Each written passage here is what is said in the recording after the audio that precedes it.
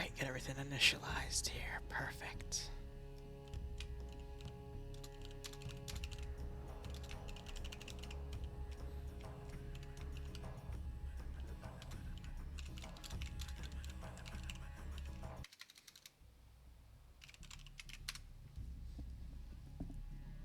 Yeah, alright. That should be everything set. Everything looks good on the network. Let me tab out real quick. Yeah, no, we are good for the evening. And I got everything I needed to get done. Everything else is set. Yeah, no, it should be good. Alright. This will cover the NA branch, all 3 rounds, which we will then transfer to DayZ, pending no issues. Server's up for DayZ, so we should be fine there. And yeah, no, everything should be A-okay, you know? So we'll just see how everything goes.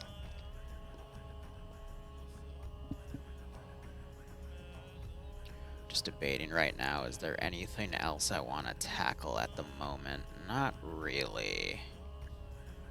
Excuse me. Yeah, no, it should be good. Mountain's flashing his light there. Yeah. Alright. Microing a few different little things here, but otherwise, yeah.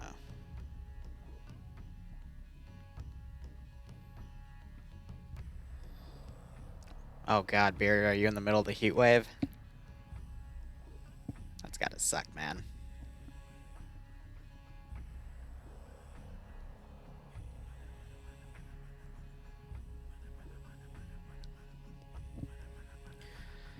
Alright. Then after the DayZ stream, I'm gonna have to set up all the VODs, process the videos, schedule tomorrow's videos early, because I'll be leaving for, I'll probably be out most, if not the entire day. So we'll just have to see how everything goes. You're playing solitaire and it's 90 in your room? Ugh, that's gotta suck, man. Chino, welcome. We'll probably be covering this till about 11, 11:30, unless we have some really quick rounds, which could be possible. Based off of this round, a summer round with limited transport.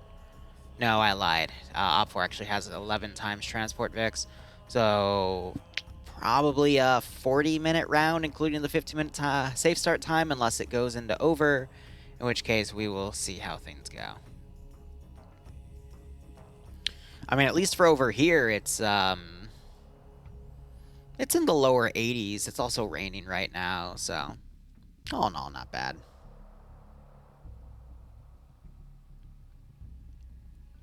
We'll see how the rest of this goes.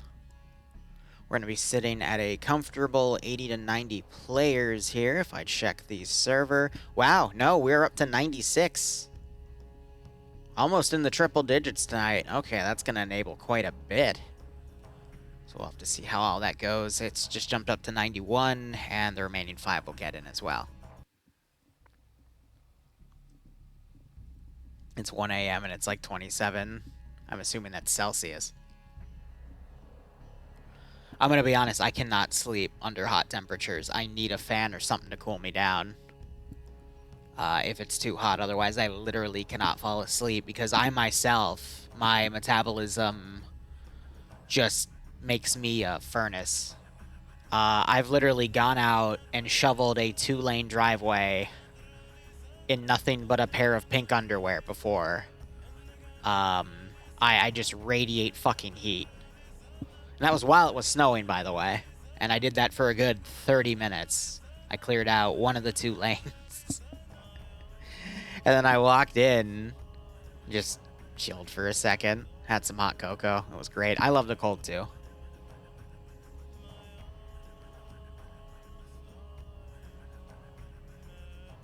But yeah, the warm, ugh, like I'll only go there if it's dry heat. I hate humid heat. And that's what it is around right now during the day. It is humid heat. You go out there, you come back, you're already sweating because of that humidity. Ugh. It sucks. Alrighty. Also, I turned the caffeinate command off. I did have a shot of espresso before I started this stream because I intend to be streaming for the next roughly 4 or 5 hours. We'll probably be streaming till 12:31 tonight, just so I can give myself, if I need to be out the door by like 8-ish, yeah, I can give myself 5 hours and be fine if I have some coffee in the morning, because I'm going to be doing a lot of moving around. Send in Goat Team 6 now. 12:31? That's a very specific time. It is. Natty, thanks for the 23-month resub at T3, I might add. I hope you keep enjoying the operations, and I hope you get a nice kick out of this scenario.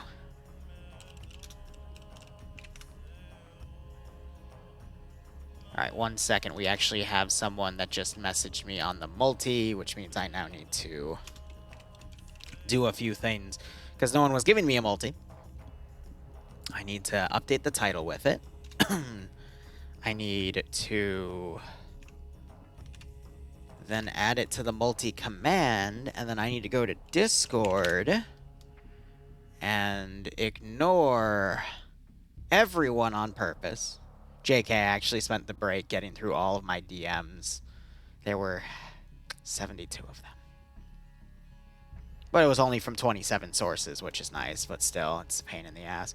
Now I need to go into FNF's chat under media, go to their, yep, media channel, and then multi for NA. Awesome. All right, that is all set. And literally as I said that, who just messaged me? Oh, it's Forge fucking with me. Cute.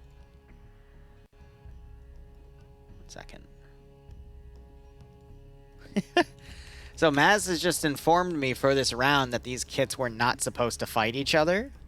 So this should be good. Let me go ahead and put the prediction up real quick, because I don't see a moderator in my channel. So this is round 1.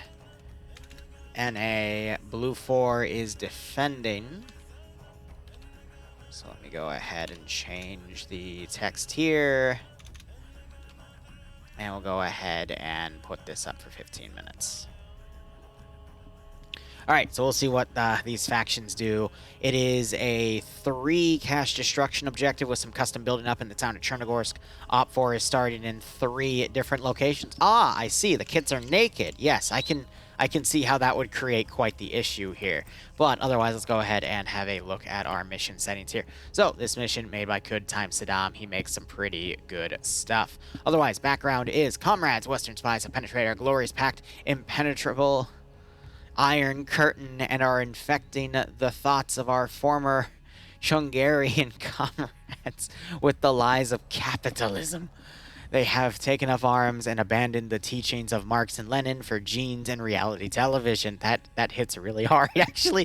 This is very revisionist. An example must be made. Area of operations, the Hungarians are uprising. The Soviets are tasked with entering the city, destroying the Hungarian weapon caches, and scattering the rebels. Interesting.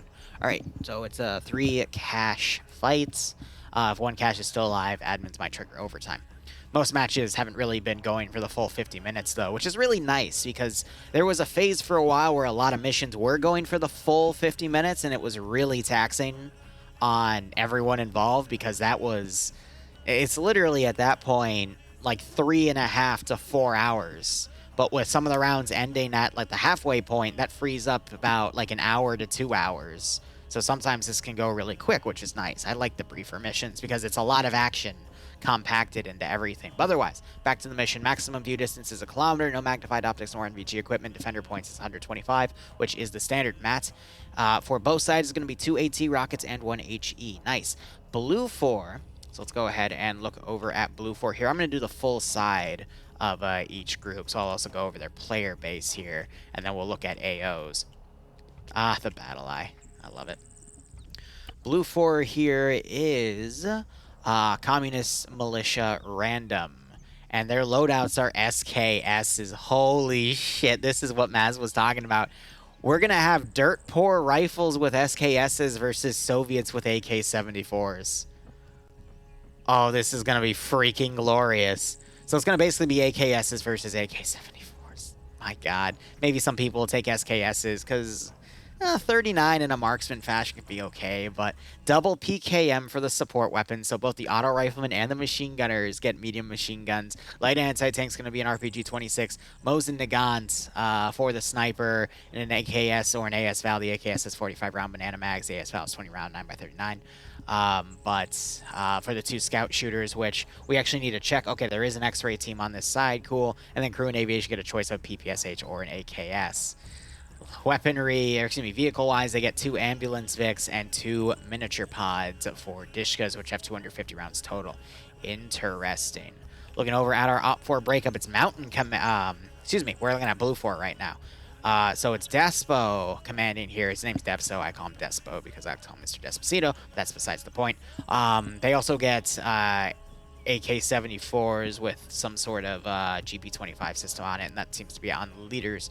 Otherwise, he's commanding Whiplash leading X-Ray, Lolo as the group's medic, Nemesis taking the sniper, and Flying Finn being the 2 IC. It looks like they're actually not going to go with any suppressed shooters. Interesting. Captain Dreek taking Alpha HQ's lead. Anderson, head honcho of the NA branch, leading Alpha 1 with Wheaton, Banks, Martin, Patriot, Nutty Person, and Maz. Under him, Bridge is leading Alpha 2 with Cool Breeze, Fist, Arcor, Cosmonaut, Warwick, and Subangler. Artisan leading Bravo HQ with Chadwick Bosman and Jack. Under him, Bravo 1 has Bayant leading Iander with an AT weapon. That's what I like to see. Chow and Dooley. For those who don't know Iander, he is, honest to God, like the best AT player I've ever fucking seen across everything. He could make any shot I've ever made on my YouTube channel, and he could make it easily. That's how good this man is. Lurch is leading Charlie HQ. It looks like they've merged all of Charlie, so you got Steve, Waldo, Ace, Mito, Sanders, Lennox, Morgan, Sam Hanwich, and Aussie Wookie under him. Then Naders is alone in Bravo 2, probably to merge with the rest of the Bravo elements over here. But otherwise, that is it for that group. Let's go ahead and look back at Op 4 so we can break them down. Op 4 is going to be... I also just realized I missed the marksman kits. Ah, cool. We have a breakdown here. So let me break this down for all their kits for the Soviet Army guys. Platoon lead, platoon sergeant, squad leader, team leader, auto rifleman assistant, grenadier, grenadier IR, which have hunt IR rounds. They're little 40mm grenades you fire in the air, turning the cameras, gives you a bird's eye view. They have normal vision and night vision. Really nice feature. Machine gunner assistant, combat engineer, who has the choice of tripwire flares and tripwire mines, or AT mines, or explosive satchels, or explosive charges, which they get more of compared to the satchel, but it's a smaller explosion. I would go for the explosive satchels every time personally because big boom, and you get a lot of options with it. Light anti-tank, medium anti-tank 1 and 2 and their assistants respectively. Recon infantry stout with the suppressed weapons scout, excuse me. Designated marksman, which for Op 4 that appears to be some sort of SVD platform. Again, I'll check the blue 4s in a second, but I imagine it's something similar. You got the sniper, who also is going to have a Mosin Nagant with a rail on it. Crew lead, crewman, pilot, medics, and the base kit. Loadouts, it's going to be AK-74s with the carbine variant as well, and then AK-74s with the GP-25 system for the grenadiers, RPKs and PKPs for the support weaponry, and RPG-26 single-shot disposable AT launcher for the light anti-tank, Mosin Nagant railed version for the sniper, and then choice of the AKS or ASL for these guys. Oh my god. Crew and aviation, toughest job here, and they have MTLB, so they are going to have this choice to make. 2 weeks in a row we've seen this, baby. Crew and aviation get the choice of either taking an AKS-74UN or an AKS-74UN. You know what this means, folks. It's time for a really tough breakdown here. So, this is a very open map around Chernarus. Op 4 is going to be assaulting everywhere around Chernarus to move in, so there's a lot of open areas. So, for those open areas, I would honestly say the AKS would be a really, really good weapon, specifically the 74 UN variant. But, guys, Chernarus, it's also a very, in the town of Chernogorsk at least. Did I say that right? Yeah. It's very CQC. It can be very close quarters here. So, if Op 4 is able to close the distance, they might actually prefer taking the AKS-74 UN, all right? It's a really tough call. It really is going to play on the plan of whoever command is, which we'll get to in a second, but I don't know. It can really be anyone's game. It just depends how defensive Blue 4 is, where they're defensive, but you wouldn't want to be caught in an AKS-74 UN situation with an AKS-74 UN, all right? You'd want to be making sure you brought the right weapon for this. So it's a risk, but I think they'd be able to pull it off properly. I know Terra right there, he's arguing with me in the chat. I agree. Like, it's a tough call, though, all right? The AKS 74 UN would be a toughie. But either way, let's go ahead and get back in it. Loadout-wise, they get 2 MTLB PKTs, 2 transport BRDMs, 8 Pragas, and 3 UAZs. Okay. Now, for those of you that don't understand that joke, I make it every fucking time because it's the illusion of choice, and that's the only thing I have. All right? Please don't take it away from me. Looking over, Mountain is going to be commanding. Shy is going to be the 2IC. Azuki leading X-Ray. Puma being the group's medic. And look at that, he's going with the AKS. Anyway, Tender Baner being the sniper. Wise being the 2IC for the group. Hinovar taking the suppressed AKS with the 45-round mags. Holton doing the same thing. Nielsen going to be leading Alpha HQ. Gordon as a vehicle crewman there. Nielsen leading Alpha 1 with Wells, Drake, Bates, Norris, and Kevin under him. Zandu from Ranted leading the Ranted group of Odrar, Borger, Taki, Serenin, and Bonnie under them. Shrike leading Bravo 2. Looks like he's merged everyone under Bravo into Bravo 2. So he's got Cake, Patrick, Guardian Zen, Rinter, Fred, Baza, Mitten, Pierce, Kale, Alexander, and XD you got Pete commanding Delta HQ. They've got a team of crewmen ready to go. Look at that, guys. Really interesting here. You see Pro Hunter going with the AKS, but Soloman is going for the AKS. So that's a really great way to diversify your assets. Because you got to remember, when you're in a vehicle crew, you have multiple people in that vehicle crew. So you can really diversify your weapons. So I really like seeing what they've done there. Otherwise, Arcane leading Delta 1 with Ash, Blam, and Muniz. Under him, Vito leading Delta 2 with Volta, Big Purple, Green Shade, and Cosmos. I wonder if Purple and Green ever fight. Anyway, that is it for our roster breakdown and unit breakdown. Let me go ahead and quickly look back over on Blue 4. Now, marksmen are only on Alpha and Charlie. So if I were to click down here, we will eventually find it is the Dragonov SVD. So Russian 1 is a little more modern. The one that Martin has is from 3CV Factions, whereas the one that Op4 has is from RHS. But both are 10-round 7.62 by 54R marksman rifles with the same exact scope utilization. So otherwise, that should be good. It's mostly a mirror match with the exception of the SKSs on Blue 4, but I'd imagine most of them are going to go for the AKS choice instead. Otherwise, looking at our AOs, I've seen this little maze used before, but then again, Pierce might have built his, excuse me, not Pierce, Saddam made this mission. He might have built his own little section, but otherwise, we have that location there. We have another cache location in the church, really in the open there. And then the third location is just randomly put in a building, which I like because it means they're going to have to search this in. Actually, no, it's not that big of a sector. Never mind. But there is a custom place building over here, which I think is just meant to be a ruin. So that's going to throw off the attackers because usually when you see a black shaded area in a search zone for an objective, it's supposed to be in there. But I also like how he touched up the, whatchamacallit, the cemetery here, which is quite nice. So, yeah, that should be good. Again, Op4 can only see these search zones. They cannot see the actual cache location. Only Blue 4 can do that. Otherwise, Zeno, thanks for the 30-month resub. It's funny, I was actually talking about you and a few other guys the other day, because Cobalt Cat renewed his sub too. Zeno and Cobalt and Iron Lance are the 3 guys we occasionally see. Iron Lance less and less as the years go by, but they are like the original OG people from back in the day, back when we all started this shit back in 2016. And then the people after that would be people like Grizzly, and he's the only one I can really think of from that group. I had a few other names last time, and then the group after that are your people like What's That, Sniper Wolf, and all that stuff. So just looking all the way back nearly 6 years ago, if not a little over. So it's just crazy how things have done. Rounds, I only covered rounds 1 and 2. By round 3, my stomach was pissy at me, so I needed to eat something. But first round went pretty quickly compared to the second, but they were both pretty dragged out, I would say. So we'll see how NA goes. But NA nearly has 100 people on. We're at 96.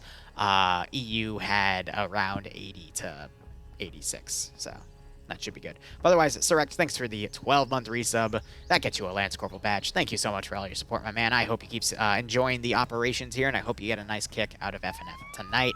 Ah, the sirens on the damn ambulance Skodas. Of course. Of course. Morbid.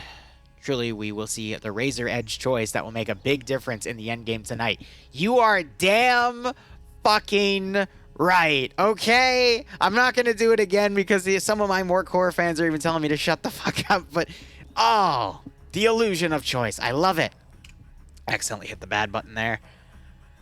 Ah, man. So let's go ahead and look at Op4 strategy here. There, as I was joking about the AKSs, I was actually serious about the plan. Let me hydrate real quick.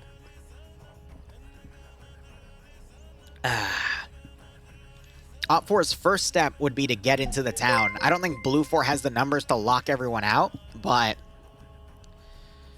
Hey, Barb, thanks for the raid. You were playing part 3 of some sort of operation according to the title, but my fucking internet was being wonky, so I wasn't able to watch. Hope that went okay, Brett, buddy. Otherwise, Op4 is dividing into 2 segments here. It looks like most of the force is going to be coming from Belota, but they're also going to have a side force try to sneak in from the other side, which is always a good call. You never want to push everything on a single attack when you have so many different options to go in. So the goal is probably going to be this team is going to get in the back line and just infiltrate in, probably go up to that hill first to do Overwatch and then make a decision to push, whereas these guys are going to probably push garrison the factory area, pop a bunch of smokes, move in. You might also see a squad move through the forested area and get into here. But based off of where they're deploying their vehicles, I doubt we'll see anything come around from the northwestern side. Or everything's going to get on this road. Actually, no. No, they're going to pull around on the northern side, because the only reason to put your vehicles there is to get on this SSR, come all the way around, and then merge onto this MSR, go through this open area, and go into this area. I think that's the safest bet, because that's the farthest Blue 4 is to reinforce. If they wanted to take this MSR, they'd be lining up to go this way on the strip. So that's also nice, because that means this group is going to be able to support this group if need be, and you're going to see forces pushing from around the direct north angle like this. And where Blue 4 setting up defensive lines, this is going to create a hole in this gap. We also have Falcon joining last minute. Ooh, and we'll see how all that goes.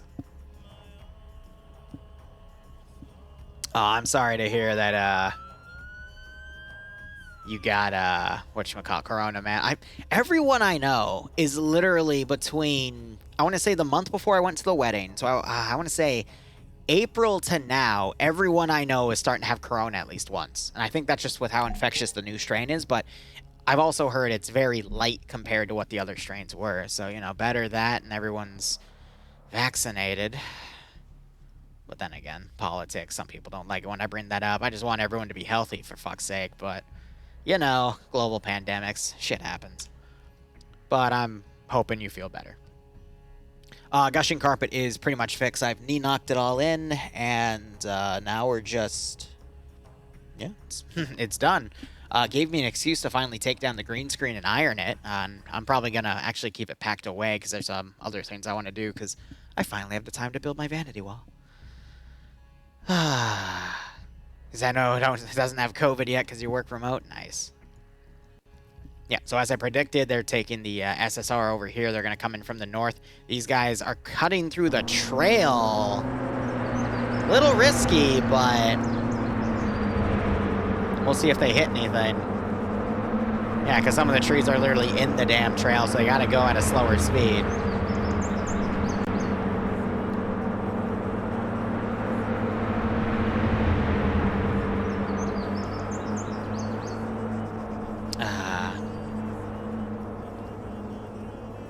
You got, nope, Thomas, I guess, was AFK there. So, I mean, is he running for it, or what are we seeing here? Oh, yeah, he's running for it. Nice. All right. Okay, it looked like he was walking for a second, but he probably was because stamina. So, I'm surprised no one went back to get him, but hey, that's fine. Wow. That is not what I predicted they would do. They're actually going to go for a far dismount. They could move in closer if they wanted to, but I think they're staying out of sight for now, maybe to wait for this other force to get into position and then push. You got Blue 4 X-Ray, they're probably going to get on these high tower areas. That'll give them the best Overwatch, but we'll see what they decide to do. But again, Blue 4's defensive lines A lot of elevated positions, a lot of varied forces around, spreading themselves out as much as they can. That's pretty smart, but we'll just have to see how everything goes. Can't wait for a squad to check notes. Dice from Arma, yeah, right? I mean, that happened in round 1 of EU. Motorcycle crash happened, and someone died, another person got knocked out, so the admins respawned them. Fun shit.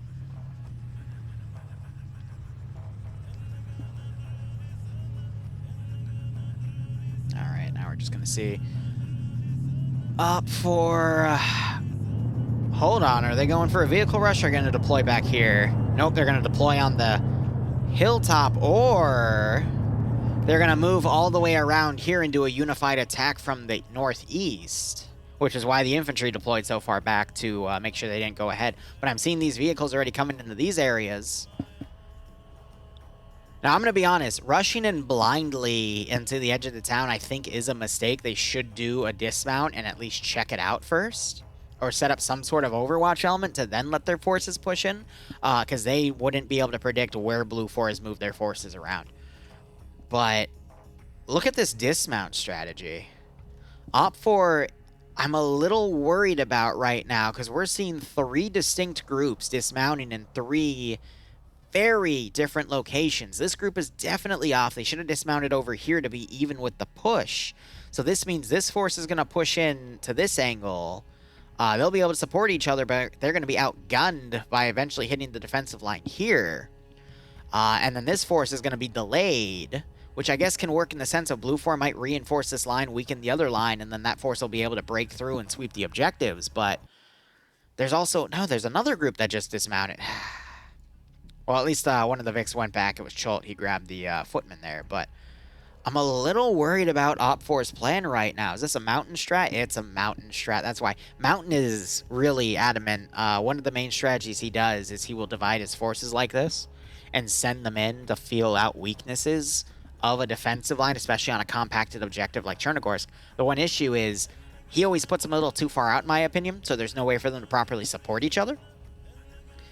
So what you'll often have is some groups will just get defeated in detail, and then the defenders will then turn to engage the other groups and slowly kill them all. He's getting better with it, don't get me wrong. But this all just looks a little too far. This group has dismounted too far off. I'd imagine Blue 4 X-Ray is going to start getting eyes on certain troops in a second. They hear the MTLB coming, so they know. Yeah, the Kraz, as I told you guys earlier, they removed that mod and my Kraz got deleted, so shit happens. I play DayZ mainly so you guys can fuck with me, because it's kind of funny to just see how far down the rabbit hole I go and how I slowly lose my own psyche. Plus, the Radwolves and Tizzy are absolutely freaking bonkers. And if you're not careful, they'll literally spawn on you. No, I didn't get to sell it. I'm just going to let it go. In all honesty, I'll find another vehicle. Gives me another challenge, something to go for in the server until they change the maps out. But I know I could ask the admins, like, hey, like, I never got around to doing this. Can you give me the money? But I don't mind.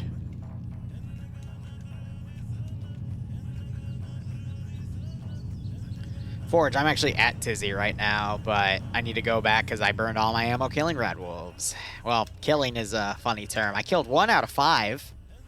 And, yeah. Yeah. It was hell. Alright, otherwise, Op 4 slowly moving this force, and I started GL go off. It sounded like it was on the Op 4 side, though, so that might be a Hunt IR round, so they can get, overarching angle here. Otherwise, I have no idea what got launched. Got the MTLB in the back line. So another MTLB is coming down. So Platoon stayed up there. This is Delta now joining in. No, Delta's going to go on the far right flank. They're really adamant about pushing in at these different angles. And now you got these guys going on foot without any vehicles. Maybe the stigma is because every time we do an AO in Cherno, there's always a defensive force over here overwatching a large AO. But that's not the case this time.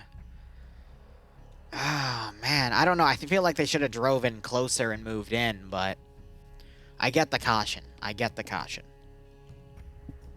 At the very least, though, if X-Ray decides to pin a group down, that's going to slow their movement down and force other groups to then slowly push in. These guys aren't going for a vehicle tread either. They're dismounting early on. It's... OpForce playing this overtly cautiously, because you can hear the MTLB moving, and that's going to tell Blue 4 where they're pushing from, but... I don't know. I feel like Depso might be able to properly start defeating this force in detail if they keep so separated.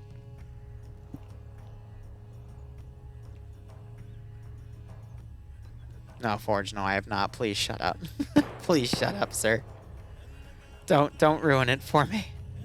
In the sense, I don't want to be told there's worse shit there. I did leave a bear on the roof, though. That was pretty fun.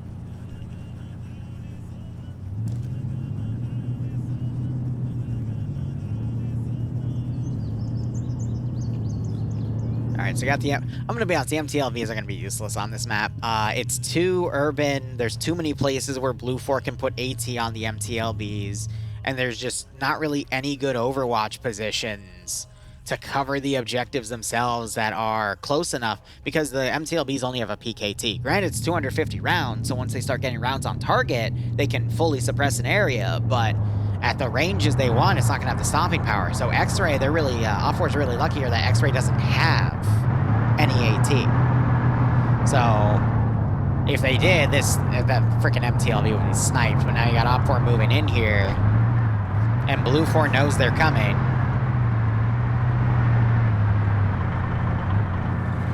Dude, you just... amazing. He just got run over by a truck going at 5 kilometers an hour. Welcome to Arma 3 Physics, where nothing makes sense when you really think about it.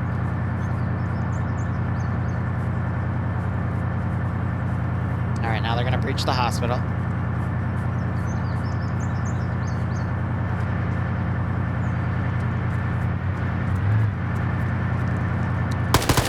There we go. Whiplash getting killed by Cake there. Wow. That was an AKVAK fight. Normally people at the floor below get headshotted first because the head is at an angle to cover more of the target zone. But nah, Whiplash got out PvP there, fair and square. That's nuts. Now you got Guardian shooting up at that window. Now you got Flying Finn shooting with the SKS here, trying to pick off Cake. You got Nem on the roof. Hey, he's still trying to get Guardian there.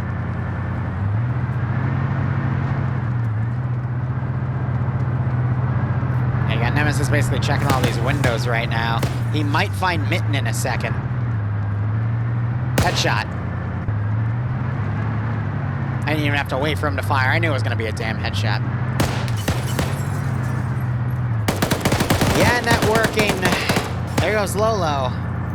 I think Finn's over there to basically provide flanking support to this garrison at the hospital, but they are getting steamrolled. And again, this slowdown is providing time for other OpFor elements to move in to decrease the likelihood of OpFor getting defeated in detail here.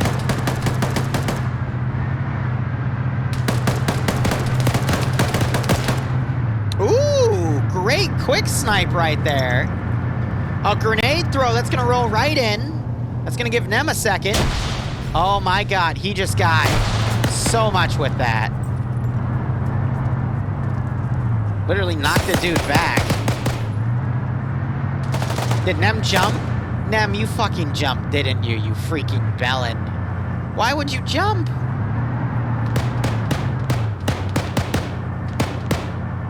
So Finn's now doing his best to pick off people from the window. So he just killed a guy, and you have this bandaging going on. Yep, it's taken a few headshots, though, which is quite interesting, but...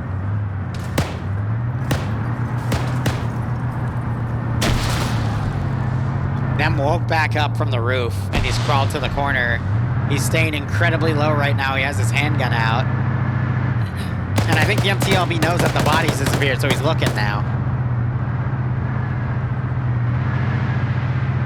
Yeah, so they're trying to pull back, but that, Vic is in the way. Now you got the other MTLB that's deployed here.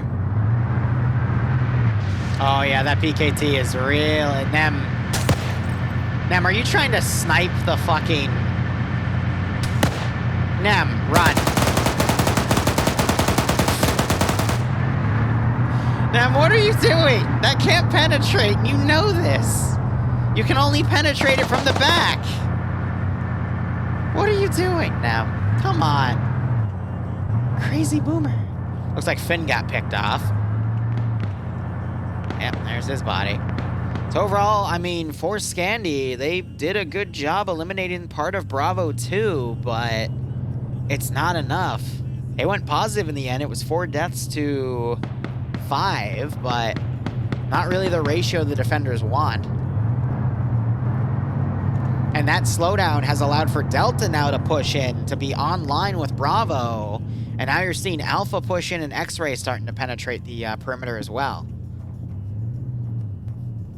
So I think Scandi in the long term has actually done a little more damage than good, because if they let Bravo just constantly move up on their own, they would have hit the defensive line and gotten defeated in detail. Then Delta would have suffered the same fate, and then Blue 4 could have turned their attention against Alpha and X-Ray coming in. So, yeah, I mean, coulda, woulda, shoulda in that sense. It is a bit of wishful thinking, because it's quite possible Delta would have hit the AO at the same time as Alpha, but, you know, it's a tough call.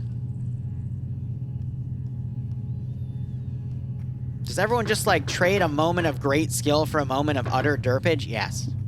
Yes, they do.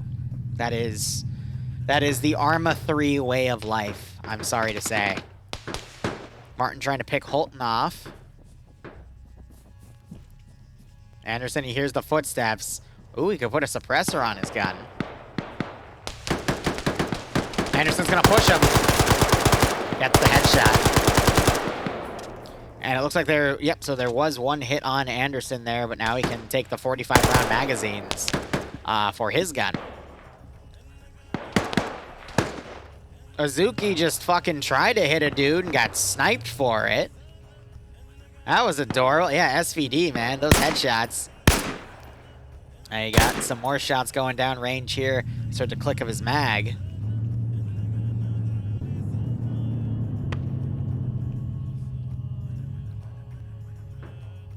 Ooh, someone just got picked off over here.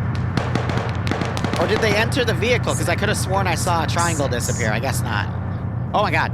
Where did... Gentlemen. I think we have an issue. Could be wrong. Oh, and the MTLB just got AT'd. Engine's still active, but I think the turret's disabled. Morbid, thanks for the Twitch Prime pub. Twitch Prime sub, my man. I hope you keep enjoying the operations. I do hope you get a nice kick out of this scenario. Maz trying to push Humavar here. Good grenade throw. That is going to do some damage. Not a lot, though. Anderson now pushing this location. A grenade is thrown back as Maz now pushes around. Anderson might try vaulting the wall. Hunavar shutting the door to cover his flank. This is the other Op4 suppressed shooter. Maz has to be careful, though. He's trying to wiggle around in territory that is next to more Op4 forces to come in. So he's checking these windows now. Hunavar's done the smart thing. So Maz ran out of ammo there, so he's quickly reloading. A grenade is thrown down. Maz knows the sound. A little worried Hunavar actually hurt himself with that. And there's the headshot. So, I mean, yeah, suppressed AKS is probably going to be better than that SKS.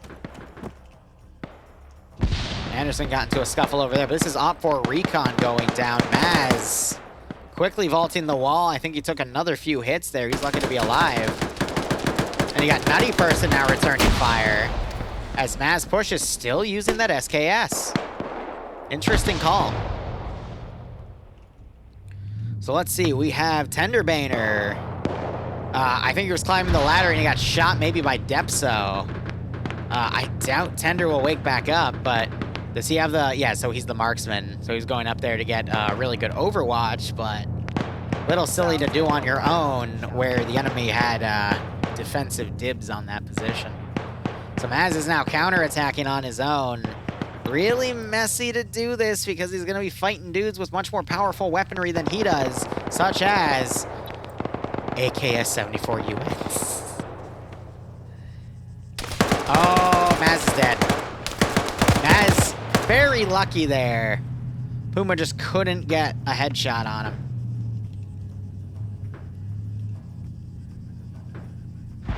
Maz going for the wide flank. I think Puma's predicting it, though.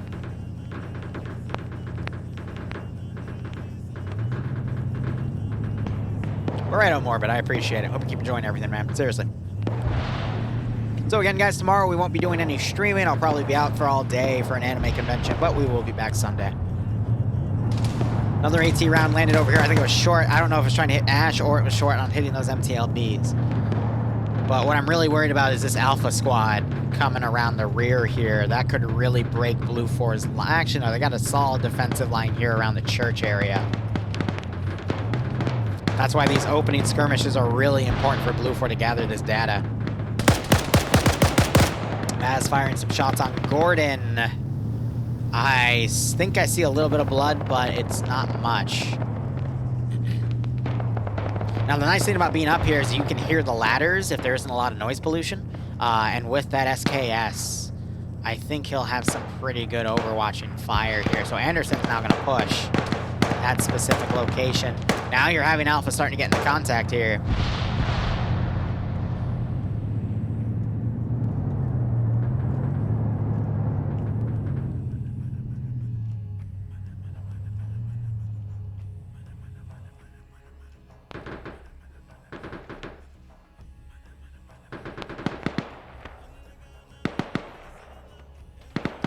Garden's good.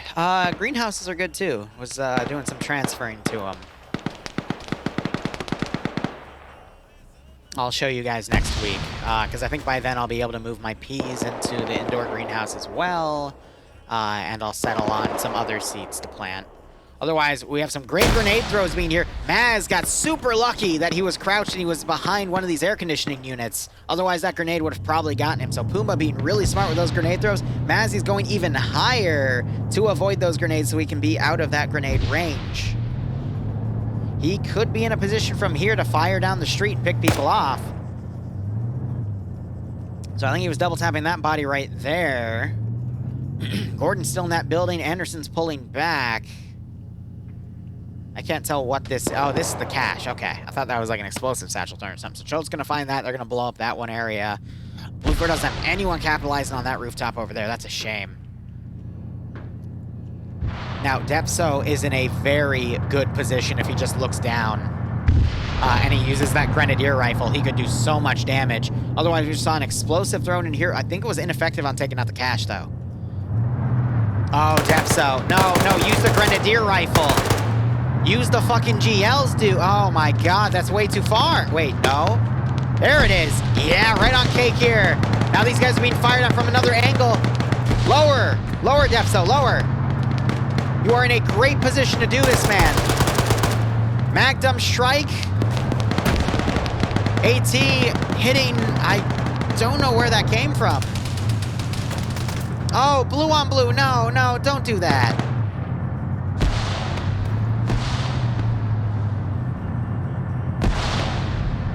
A Liru Peace stream. As in the plant, not the freaking... whatever. PEA, you freaking... Y'all are jerks. So Puma's trying to get up to Maz's position. Maz is trying to deliver some flanking shots here. But this group is blocked. No, did Depso get taken out? Yeah, he did. Oh, dude, that was risky. He had his hands on the pipe. Looks like Tenderbaner actually woke up and climbed up, but another guy was taken out over here. That's unfortunate. And it looks like they finally found Maz as this group came in and took him out. That's very unfortunate as well. Looking at the roster here, look at all those skulls on Op 4. Blue 4 only having a lot of skulls on X-Ray, which was wiped already. Got some suppressive fire going up there. Really, I think it's because of the defeated detail. Delta's been redeployed to come around here to back Alpha up as they sweep. And now you're having explosives being thrown into the cache room. Oh, that's going to blow it up for sure. That's a satchel. They need to be out of the build. Did two of them just kill themselves? 1 second. Yeah, there goes Bates. And there's another dude. Satchels will blow up the building, kids. I'm sorry to be condescending about that. But yeah. Yeah. Well then. Op 4 losing 2 men to something silly. What else is new? RPG's firing into the fire station to try to kill some people inside.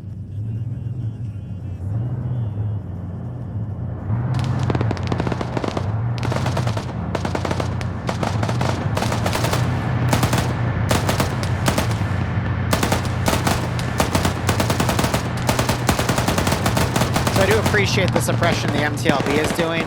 I think Iander just fell off the roof. Brilliant, Iander. Good job. Ooh, good AT hit on the front there. That caught both the driver and the gunner. Oh, balls. It would not be friendly fire without, well, excuse me, it wouldn't be F and F without friendly fire and unintentional suicides, yeah. Yeah. Fred trying to throw some explosives into this building. He's using charges. I sort of mine go off. I can't tell if Bridges tripped that or what. Having some suppression go around this MTLB. Arcor has moved up to be super close on it. Wow. More long-range AT going around. Something exploding over here. That building... I don't know. A lot of things are getting exploded here. I think Op4 is slowly losing out on their manpower. Coming up on the 25-minute mark. Still going to be another at least 10, maybe 15 minutes of fighting. Arcor gets caught out of his position, eliminated by suppressive fire from the MTLB, excuse me.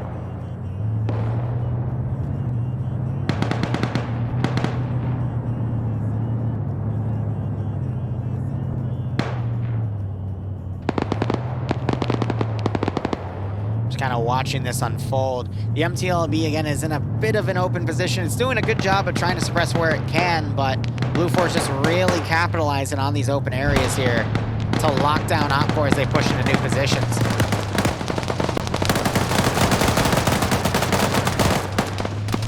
So, wow, that suppressive fire finally gets suppressive fire finally gets Cosmonaut there. We're just waiting to see if Blue 4 has any AT. Though I think Grenadier rounds would do damage against it. I think they noticed Cool Breeze, they thought of backing up. Now they're going to push forward instead. Sanders might get caught in the open here. Sanders pulls out AT. Misses. But another AT shot comes in from... I don't know. I thought that missed. Alright, either way, both MTLBs are down. Blue 4 now starting to send forces around to counterattack. That's Dooley, Bain, Iander, and Chow. Really hard hitters there. They might run into Op4 platoon at this rate and decapitate command. At this point, I think Blue 4 has too many defenders for Op4 to push through. I'll be covering all 3 rounds of NA tonight and then doing some DayZ.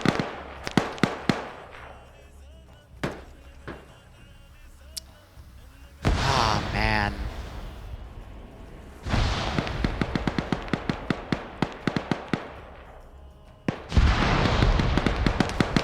Cool Breeze caught out in the open, just took a headshot there.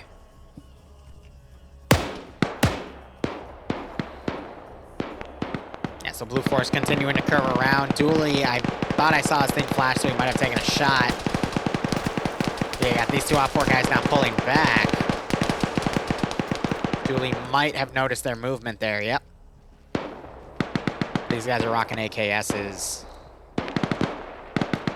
So Chow's now running down to this gate. Might get a decent flank. These two guys are stuck bandaging. This is a great opportunity to get 2 free kills. This is round 1 of NA tonight. Chow looking over. He might not see them because of the intermittent smoke. He does not see them. Or maybe he was checking around before he made that engagement. Yeah, so they know something's up here because of all the smoke being deployed. But yeah, they honestly can't find them. I think Dooley just put some shots out and got both of them. So Zen's been knocked out. That was a great execution here. Mountain now falling in. Dooley taking rear shots, though, from Shy and Choland. Possibly even Blam coming in. GL fired way high.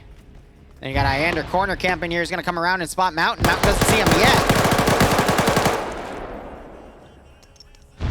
Grenade thrown, decent bounce. That's going to force Mountain to push into the building.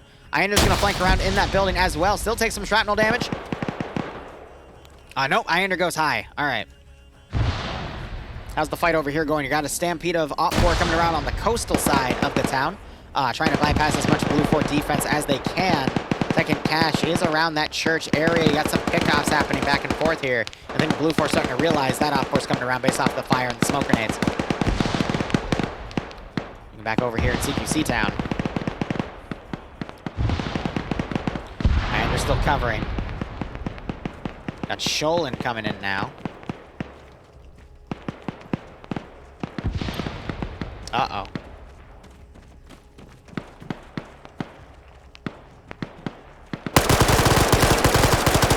Iander, you gotta aim for the head, dude. That's what Mountain did, and that's why you're dead. Zen hasn't woken back up yet. I doubt he will wake up. You got Chow now coming over to that building. Bayans is also around that building. He's camping the rooftop. Otherwise, we have this main fight now going. Blue 4 doing a great job lobbing explosives on the street. Op4, meanwhile, taking defensive lines as they're fighting down the street here against Blue 4 down by the church, covering it. There's some suppressive fire going on. GLs are going way too freaking high.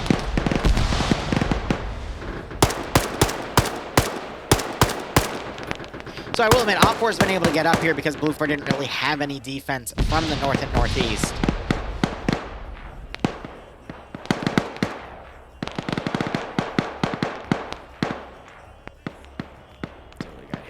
There as well.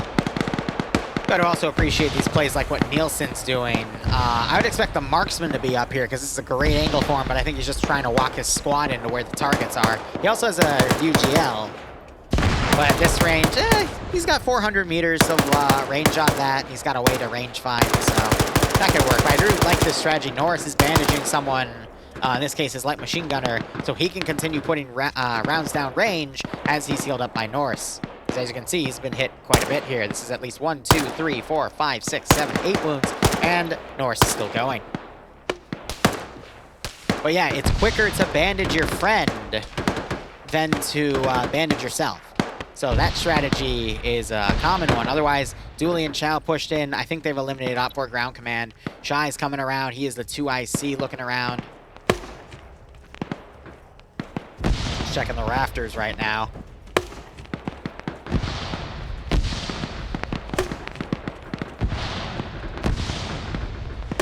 I don't see Bayant, though. He's still on the roof. He's firing GLs at Blam's position. Shy, I think, just took Chow out. Yeah, I don't see Chow up anymore. So he was running out of the building. Bay's now looking around from the rooftop.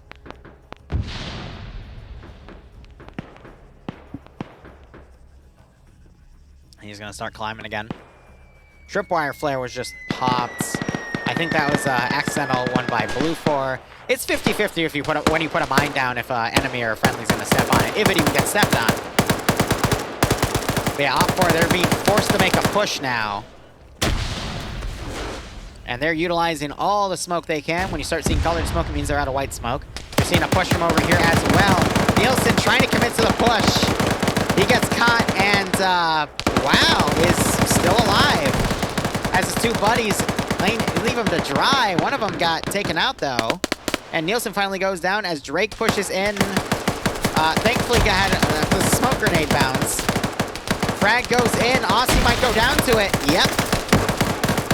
Caught in the corner there. And you got Op4 trying to make this push here. Kevin's alive. Sam Hanwich. What? What are you doing? What? Bro, chill. Bro, chill. Wait for my buddy to come here. Bro. Please. When you are shooting your gun and all of a sudden you hear the dreaded click sound, that means your gun's out of bullet juice. And you gotta give it some more, which takes a few seconds. That can get you killed. All right, looking at the remainder forces here. Look at all the blue 4 triangles compared to Op 4. You got one Op 4 down here, one down there. You got one on Overwatch. You got 3 there, 2 there, 1 there, and an unconscious symbol there that's been there a while. Wells, though, is he an explosive spec? Nope, he's an auto rifleman. So he won't have enough firepower to take that cash out on his own unless he found an explosive charge or satchel. And now you got Drake, I think, in here who's bandaging a little bit. Oh. Oh, that's brilliant. That's actually brilliant. Check your corners! Oh, we're in the middle of a firefight. Better loot this dead body for some ammo. I swear to God. I just shot him with the SVD for good measure. Who the hell checks corners? And then Aussie Wookie blows him away because he was in the building.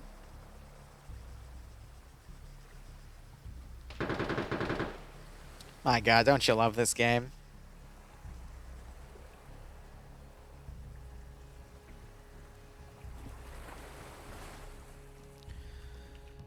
Ah, man.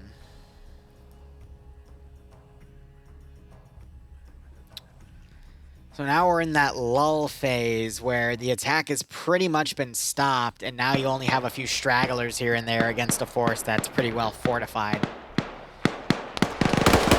So Green Shade's taking multiple headshots from Captain Morgan and Mito with Jane and Sam up there. Just had explosives detonate over here. I think that was just an explosive trap that they were just letting burn at that point. Op 4 is down to 2, 4, 6 guys. 7 guys, excuse me. 1, 2, 3, 4, 5, 6, 7. Is he set as a medic, though? Yeah, I don't think Glen's going to be able to get FK. Excuse me. Oh, he is from FK. Guardian up, essentially.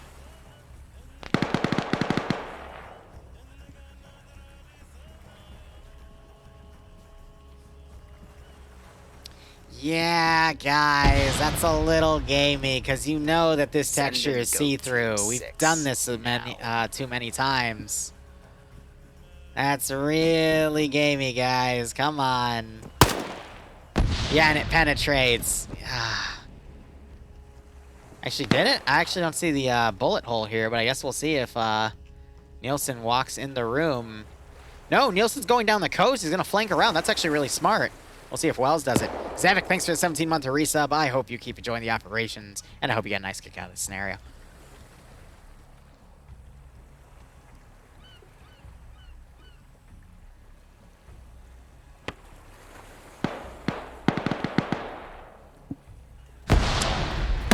Grenades are being thrown. Wells running in the open, got shot at by Artisan, and he flops over like a fish. You got some explosives being thrown into here. I don't know if those were ruins. Okay, they were ruins because it's blacked out. Because we've seen on Chernarus, when these things blow up, they don't leave any ruins. They just disappear. Patriot, wow, with the quick shooting on the SKS, just drops that, man. Lennox with an SVD. Trying to get some additional hits here. RPG round goes up here. It doesn't really score. Now we got Nielsen coming around.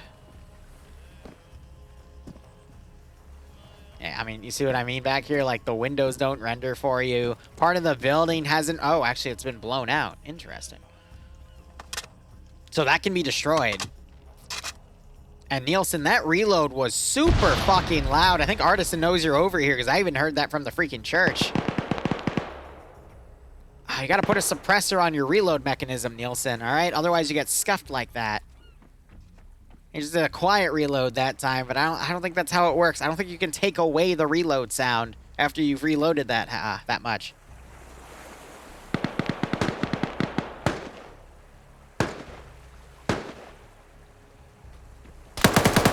Nielsen catches Artisan out of position, but Artisan still wins the fight, and all of a sudden, Nielsen explodes. What? What? Why did he explode?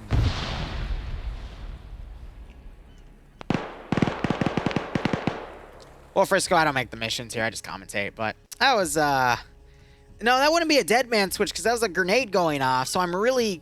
Did he throw a grenade? Dead man grenade? Yeah, but... how do you do that?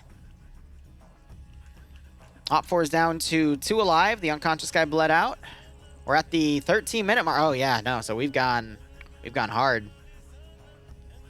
I don't think there's any way in hell Op 4 can win this one. I am sorry to say. Voltra finding Bay and knocking him out. Just getting double tapped. Perceptive. Smother the sides, Ken, with your pillow so mom doesn't find out. Man got betrayed by his reload. Yeah, right? Ooh. Hey, 5-0, how you doing? Easy 25 headshot to win. Yeah, right?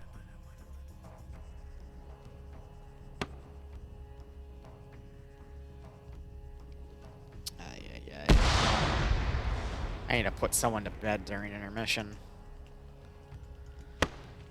All right, we got Ash over here. He's heavily bleeding out. We got Ace kind of walking around trying to check where he might be.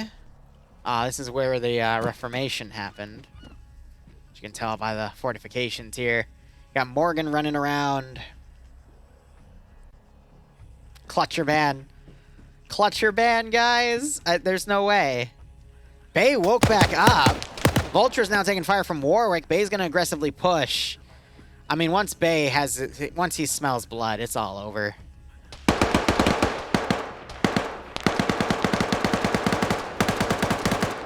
These guys are pinned. Ace is going to come around and sweep them both.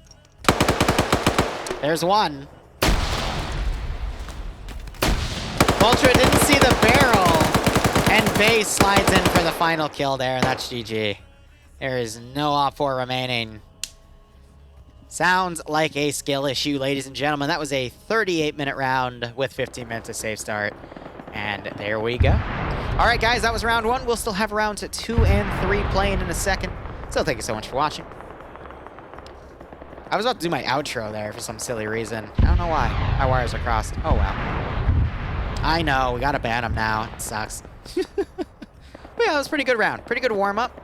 Again, I think Mountain just divided his forces too much and just got defeated in detail right there. There's not really any simpler explanation for it, unfortunately. It's the 3rd round I've casted. That's why. No, you're right. It's a Porto mission. Ooh. You don't get those often. All right. Let's go ahead and get our stuff set up here. Let's go to map. It's a Porto mission. That means it's going to be a quick round as well. This is round 2, where...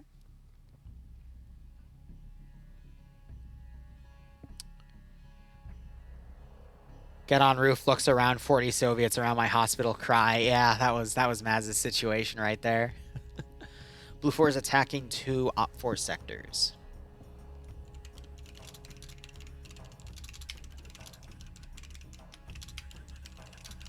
Blue 4 has a... Wow. That's a lot. So Blue 4 has a 10% numbers advantage.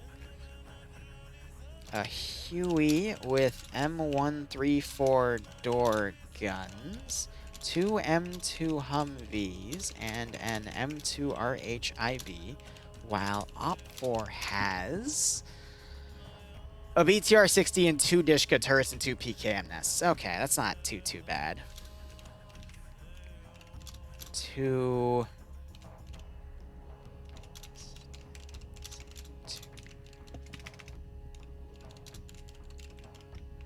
That's... We'll see how the Humvees are utilized in that regard. Whew, let me go ahead and pay out the prediction, and then I do need to go run and use the bathroom. So, the winners of that were the defenders. Congrats to everyone that voted for that. That pool had over 150,000 points in it. Good God. All right, I'll be back in a second.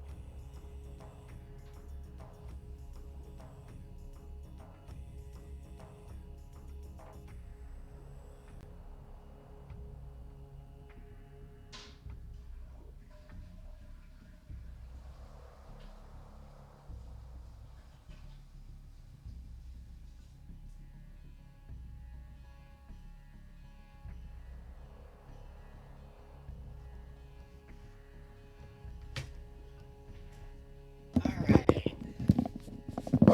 So how are you all doing tonight? Again, that was round 1. We'll be covering rounds 2 and 3 tonight, and then we'll be doing an hour to 2 of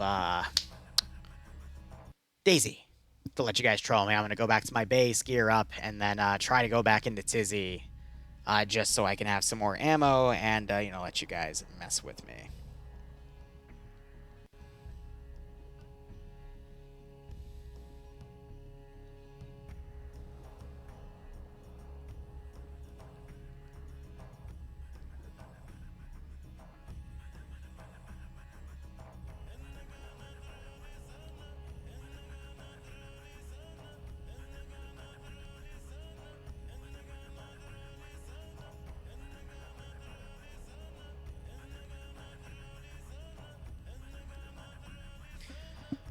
Alright, hydrate, you got it. I normally caffeinate too, but tomorrow I do have to be up bright and early for adventure. So... Oh, that reminds me, I should probably put my battery pack on charge. Let me see if I can find it. But yeah, it's going to be a long day. I'm not sure why, but it's hard to make money on the DayZ server for some people. Just a question of curiosity. This is something specific to people not buying cars or door keys for their cars. What do you mean by that perceptive? I'd say the easiest way to make money is to hit military positions. And then pull out. I would say Northwest would be your best bet. There's other runs you can do, but you just got to be careful of other people. The other way you can make money if you want to do more exploration stuff is find a car, rebuild the car, and then sell the car. That one will not involve PvP, but it'll take you a bit. And first match, it was standard. It was just a bit of a flawed plan, but it got everyone in the action, so you can't really argue.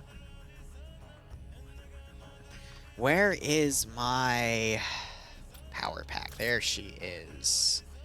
Okay. She is at 1 bar. So I'm probably going to have her charge all night. I just need a different charge cord. Alright.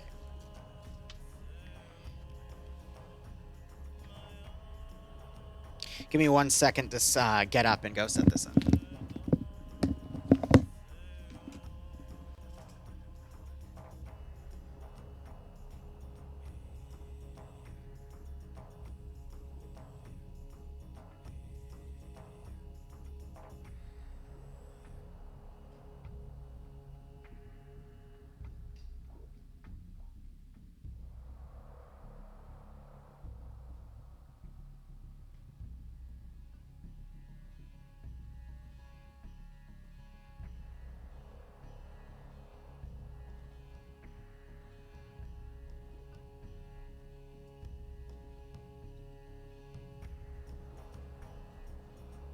Alright.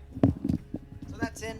Also, for anyone that cares, I had this pot of a bunch of bell pepper sprouts coming out and some jalapeno seeds I also threw in there for the hell of it because I thought all the seeds were dead. Turns out they weren't. And I have like 20 or so plants that germinated. I was transferring them to an indoor pot.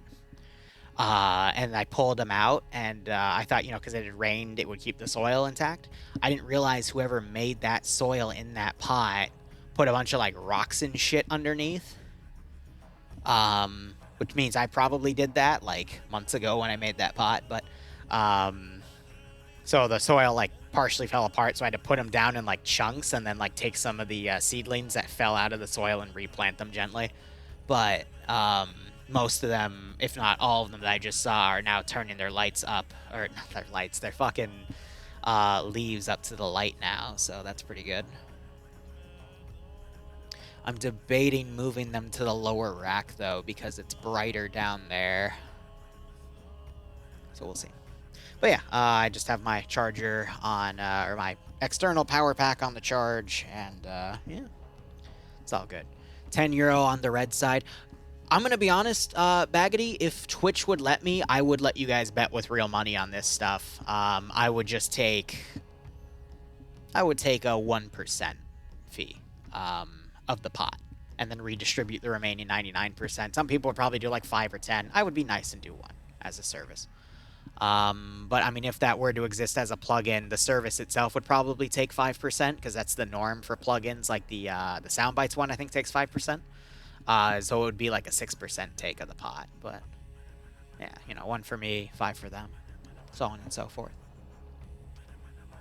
Whew. Not that I have an issue making money. I run VMC and Starry, so I might run.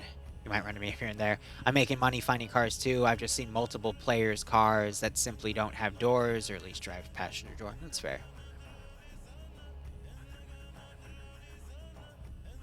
I'm gonna be honest. Like I have a run I do that's PVE, but it still gets me a good chunk of military loot. So I just farm that run and I'll stream it because it's fun. And I just have a shit ton of ammo, which I thought I was gonna sell the ammo off, but turns out everyone has a bunch of ammo. So points is not money. Yeah, exactly. It's just fun with that. Just buy channel points. I don't think you can buy channel points. I recommend against that. I mean, again, there's no system that exists. It'd be cool if there was. But I mean, then you'd have places like Salty Bet doing that, man. I would totally put money down on fucking Salty Bet characters for the hell of it. That would be so funny. So damn funny. All right, round's beginning.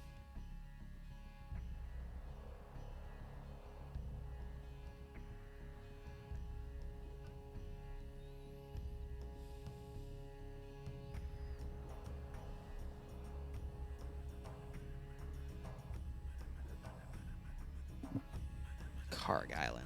All right, let freedom reign. Nice.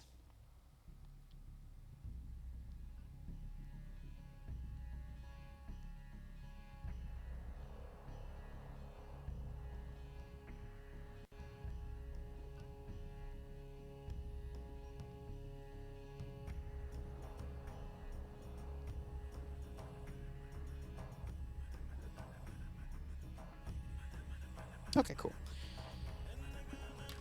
Let's have a look. Oh, what the fuck is this? What the actual... Pardon my French. This is glorious. It's literally a kill zone. It is a 400-meter kill zone.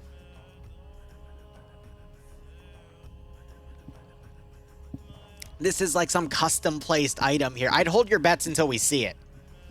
All right? I would not bet on anything immediately. Let's see how jank this is. Oh, man. It's got a burning shopper. Oh, my freaking God. It is literally... What in the goddamn... That's amazing. So this, okay, so Blue 4 mainly spawns on the left side, but they can also spawn on a submarine and move in. Oh, I wanted to see all of the infantry push down a submarine. That would have been dope. My God, that would have been freaking dope. All right, let's read the mission here. Made by level 100 Colonel. I love it. Freaking mountain. All right. After yet another missile strike by Iran, the United States, in a show of force, has deployed the 1st Marine Division to Karg Island in retaliation. 2020's Persian Gulf notes, I am the battlefield.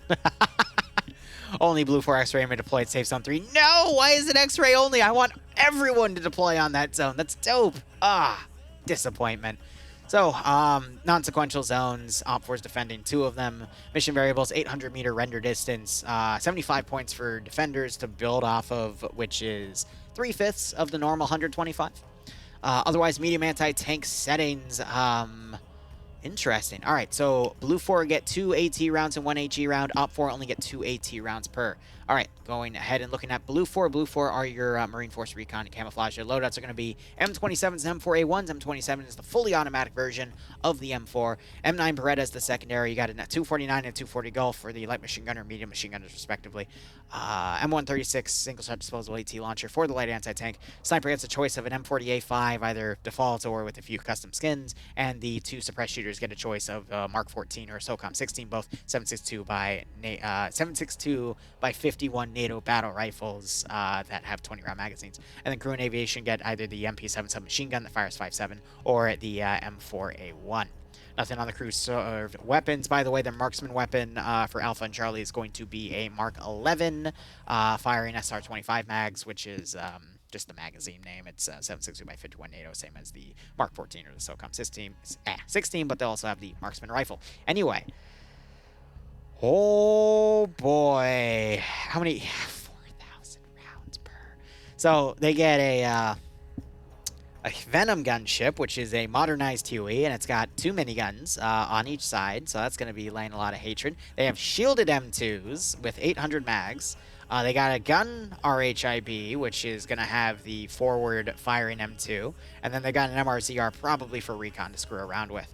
Interesting. Looking over at Blue Fort, we have Patriot commanding. Bayant's going to be leading X-Ray, Dooley as the sniper, Puma as a suppressed shooter, and Chow as a suppressed shooter. Puma's gone for the Mark 14, Chow's gone for the SOCOM 16. Drake leading Alpha, with Alpha 1 being led by Anderson, with Wheaton, Fist, Maz, Martin, Wiki, and Poe under him. Bridges leading Alpha 2 with Cosmot, Sub-Angler, Arcor, Cool Breeze, Warwick, and Nutty Person under him. Nielsen leading Bravo, with Bravo 1 being led by Whipple. Okay, Nielsen leading Bravo, with Nelson leading leading Bravo 1 with Drake, Herb, Gordon, Kearnshaw, Norris, and Sholin. You know the meme where the guy's like staring at something and he like blinks twice and then like looks at it again at like a slightly different facial angle? That's exactly what I just did right there. Okay, Edmund leading Bravo 2 with Artisan and Space Cowboy Carl under him. Mito leading Charlie HQ. Charlie 1 being led by Steve with Ace Cake, Shrike, Bazaar, and Patrick. Charlie 2 being led by Lurch with Jane Sanders, Sam Handwich, Cap Morgan, Lennox, and Aussie Wookie. And then we got Vito commanding Delta 2 with Ultra, Green Shade, Cosmos, and Big Purple. And then Despo leading Gamma 1 as a vehicle crewman slot, because that's Gamma. So I guess that's a dedicated... No, that might be the boat crew, actually, because ground Vics like Humvees are usually incorporated in the squads, where at the command level you'll see crewman slots get taken. But I haven't seen any get taken, so they might just be deployed at the squad level for teams to use. Well, otherwise, Hotel, which is going to be a 3-man team of Chult, Bates, and Waldo, are going to be taking the gunship. Otherwise, that is it for our Blue 4 guys. Looking over at Op 4 are going to be Iranian Force Arid Leaf Camouflage. I don't know what their marksman rifle might be. It'll either be a PSG-1 or an SVD. I'm betting PSG-1 because I'm seeing G3s on the field here with MG3s. So their weapon choice is going to be between G3s and M4A1s. G3s are a 7.62 by 51 battle rifle by default, and I was seeing those kick ass when they were used in the NA branch. So Blue 4 is all 5.56 base, and Op 4 is both 5.56 and 7.62 by 51 base, and that caliber change does make a difference. I'm not sure if you can full auto the G3. If someone can look that up for me, that would be its only drawback if they can't full auto it. But if they can, then I think Op 4 has a pretty distinct advantage right here. Oh, we'll get to that. Here's the thing. He won last time, though. On the EU branch, he won round 2 as command. It was close, but he technically won. But that was... I'll explain why. I think I know why of that. Otherwise, support weapons, RPKs, and MG3s. MG42, but in 7.62 by 51. Ooh, anyway, RPG-26 single-shot disposable launcher. You got your T5000 for the recon sniper. Suppressed shooters got a choice of a suppressed Mark 14 or an MP5 SD, which is the integrally suppressed version. And then you have an MP7 or M4A1 for your crew and aviation assets. They got a BTR-60, 2 PKM sandbag bunkers there, and only a single Dishka. I thought it was 2. Oh, well. Otherwise, Op 4, Pierce is commanding. Here's the deal. Pierce is what I call the wild card commander. He does some of the craziest plays sometimes, and they don't always work. He has a lower win-loss ratio than average because he makes these crazy plays, but he was commanding Op 4 of round 2 EU, and he did win by the skin of his teeth, only because Blue 4 was really weirdly deployed. Blue 4 had options to counterattack, and they didn't when they should have, because that would have won it for them. And Blue 4 just had a, kind of keeled over and die strategy. But Op 4 kind of defeated themselves in detail in the beginning, but eventually overwhelmed the position because Blue 4 refused to reinforce it or pull its forces back from it. And they just got themselves screwed over to the enemy's attacking number advantage. But take with that information what you will. Anyway, Kevin leading X-Ray, Harry being the medic for the group. Arcane is going to be, I would assume, the sniper, but he might be the 2 IC. Let me look at his weapon. That appears to be the T5000. Yep, so that 338 there. Fez is going to be with an MP5 SD, and Falcon going with the MP5 SD. All right, the Falcon bet. Here's the thing. Pierce is on up for commanding, but Falcon, the jumper, is, he's there too. And he's got a suppressed weapon, and he's got a town to work with, so we'll see what happens. Otherwise, Pete leading Alpha HQ Pro, Hunter and Solomon are taking the BTR crew. Holton leading Alpha 1 with Hunavar, Tenderbaner, Wise, Mitten, and Alexander. Zen leading Alpha 2 with Naders, Train Doc, Johnsoon, excuse me, Fred, and Rinter. Bravo HQ being led by Jack, and Mike is just a floater right there. Maybe merged from Bravo 1 or Bravo 2 on accident. Zandu leading Bravo 1 with Bonnie, Ordar, XD the, Z Thomas, Funny, and Borger. I think Mike's part of Bravo 2 because, oh wait, no, Crew did have the option for that weapon, so let me look at him real quick. Yeah, it does have a crewman helmet, so we picked the crew slot. Interesting choice, but hey, you know, M4. You got Tactical Sheep. Oh, no, it's Chadwick commanding because he has the slash in his name. And he's with Tactical Sheep, Black Death, Steck Pro, and Ricky. Nemesis leading Delta 1. He's got Iander with AT. Mwah. Love to see that. He's going to be sniping some Humvees tonight. Ash, Mountain, Banks, and Grab are also with him. AO's wise, we have a quick look at that. Sector 2 is this little camp area over here. There's a burning MI-8 right there, probably shot down by the U.S. Fleet Air Defense over yonder. And then Sector 1 is literally just this oh, it's a, is that a Yak 130? Might be a vanilla Yak 130. It might be a vanilla FC. You know, it's really hard to tell when everything's super burnt out. I don't know, chat. You tell me what that is. That could also be an RHS plane or a 3CB plane. Either way, it's a down plane. We have a lot of custom built-up areas, which is just a bunch of oil derricks and oil storage depots. Otherwise, most of the town itself has been untouched. And you got this line of defense right there, too. That's pretty funny. Yeah, Falcon likes to butt heads with Pierce. It's quite funny. But otherwise, that is it for the round breakdown. We still got 6 minutes. I'm gonna be honest. I don't know. I don't know. We got Scandy and Falcon on Op 4. Where's Bay? Is Bay called it for the night? I don't think I actually saw him. We got Maz on Blue for Bay's on Blue. Right, he's with Dooley and Shao taking X-Ray. So a Bay team on Blue for X-Ray with a Falcon team on Op 4 X-Ray. I'm going to be honest, those kind of cancel each other out. And that could be a downed F-18 team. So really, I'm just gonna say, who the hell knows? Bet with your heart.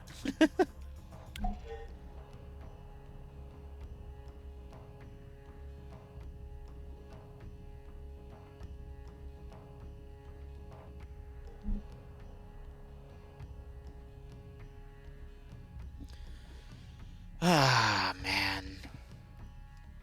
1 second.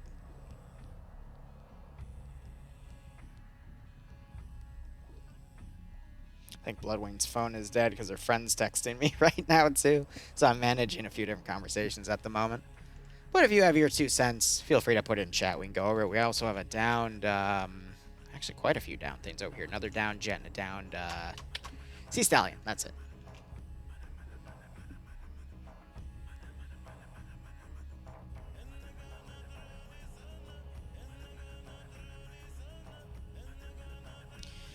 Del Rocco messaged me. I'll have to get with that. Ooh, so much to do. I'm going to be honest, Op 4's best sector is the camp area, but even then, there's some forested areas to allow Blue 4 to get right on top of it. Blue 4 has a lot of options to maneuver with the 2 Humvees, the UH-1Y, and the boat. Op 4, they do have some nice overwatching fortifications here, but I don't know. It can really go either way. I want to see what Blue 4 X-Ray does with this fucking position, man. The boat could swing around and pick them up, too. They can also stay high on these piped areas.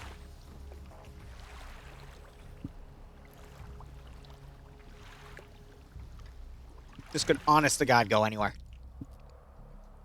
And I'm not going to lie. I really like rounds that do this because if the round's predictable, there's no fun. All right, you know who's going to win based off of the advantage. But this is pretty even.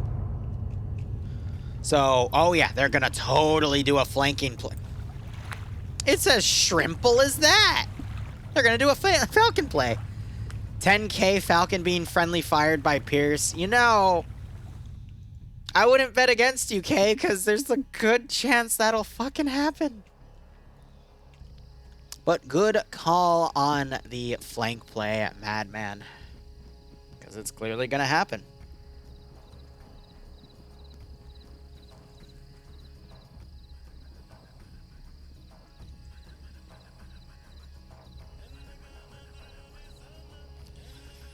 So Bloodwing has another friend. This friend is part of a couple that, you know, we're close friends with, you know, couple to couple, but they're doing skimpy cosplay photos, and they're putting it in our group chat of 4, and yeah. Wow, anyway, fun times to live in.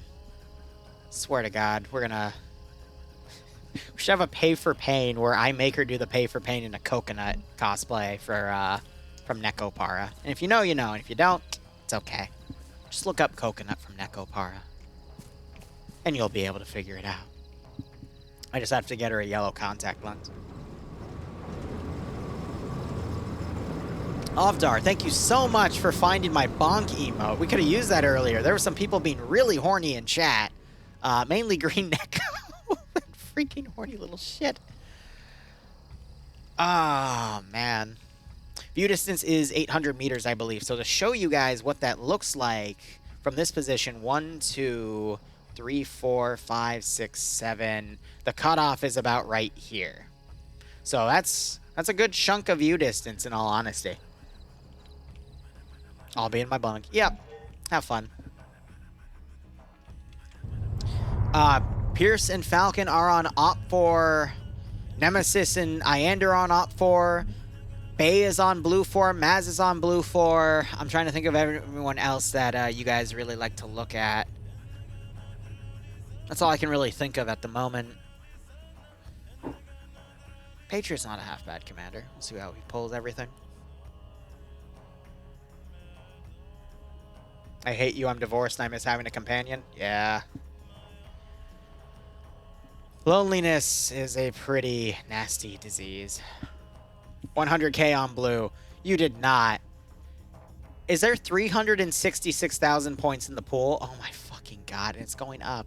Y'all are crazy to be betting that much. Like, I'd be throwing no more than 50k a match down.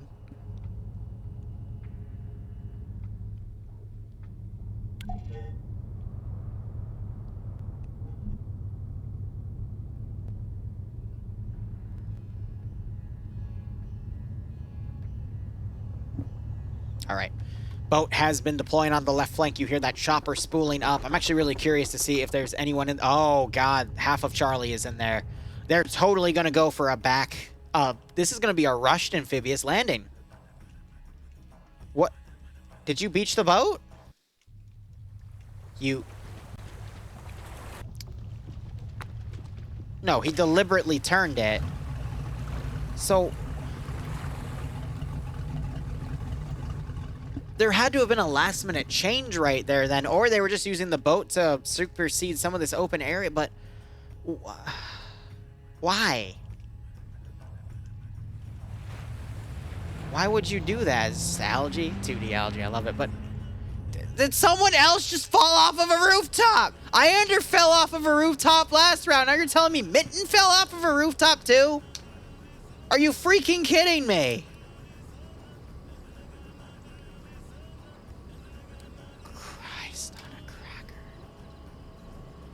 You know, ever since Falcon pointed out that people literally fall off of rooftops like every branch, I've been seeing it.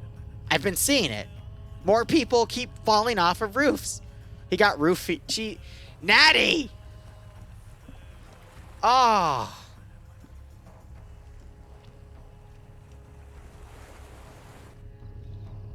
Bet hits a little close, too, because someone... I don't want to get into that story. Maybe on a drunk stream, or maybe during Daisy, but... some people.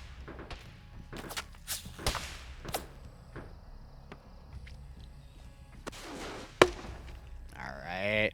The little GL that could! It's like 100 meters short. But But yeah, they're on the edge of the render range. Blue 4 is going to basically move into this town and push in. Are these members of X-Ray? No, it's 2 guys on Alpha 1 that have pushed up. They're trying to get some flanking shots in. Did anyone ever look up to see if the G3 was full auto or only semi-shot? Certified Unga moment. Yeah, right? Certified monkey moments here. Looks like Blue 4 redeployed X-Ray last minute. The helicopter's dead. And most of Charlie 1 is dead. I literally took my eyes off of you for a minute, and you all died.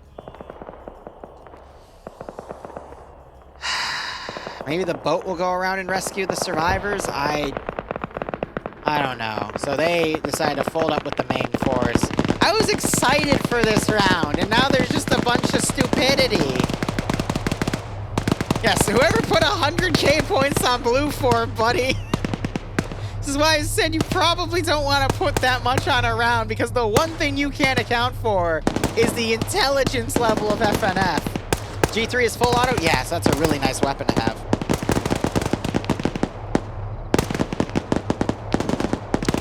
That's fucking brilliant.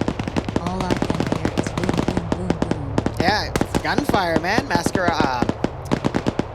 Makusar, that's it. I always butcher your name. I'm sorry, man. Thanks for the 5-month resub. Nonetheless, I hope you keep enjoying the operation, and I hope you get a nice kick out of the scenario. Planning to get my plastered on a drunk stream? Have I used channel points in the past? Oh yeah, right. Yes, I do. We don't drink on stream, guys, but we do have 2 types of hydrate, and one of them we don't always see. I know, call you Mac. I keep screwing it up. I know. All right, so this has changed textures from an AT shell indicating that it is damaged. So if another round goes up here, that could kill Tenderbanner. It is a shame that Blue 4 lost that air superiority to... I'm going to be honest, I think he plowed it into the ocean. I think he might have thought it was amphibious and tried to go for an amphibious landing, because the Sea Stallion wreck over here, that is amphibious. You can land it on the water if you go slow enough, but the UH-1Y was not. So that air asset, which would have been really critical for pinning down fortified positions Op4 had, is now lost. So now it's going to be a lot harder for Blue 4 to get into these AOs. You want Bro Speak back? I might bring it back for a special occasion. I might. Points have been building up too hard. Tenderbanner with a really great crossfire shot just killed Sub-Angler's battle buddy. And that was a machine gunner. Looks like a 240. Also known as the Big Black Dick of Freedom. Oh, and there it goes! I told you! You don't want to be up there when that thing changes textures, because it will kill you. Good try on Op4.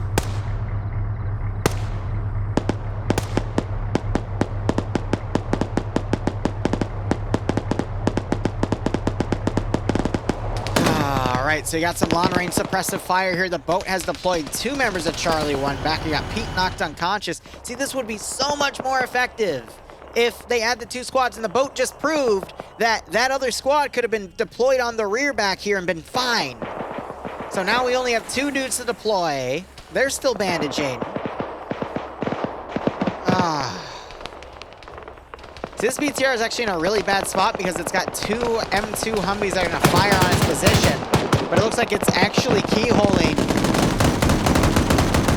At least attempting to keyhole one of these Humvees. Pay for pain, bro speak. You know, that's not a bad suggestion. I might actually do it. But for channel points, not for money. And then put $1 down to make people shut me up for bro speak. It ends the bro speak. That'd be a good way to cancel out some points.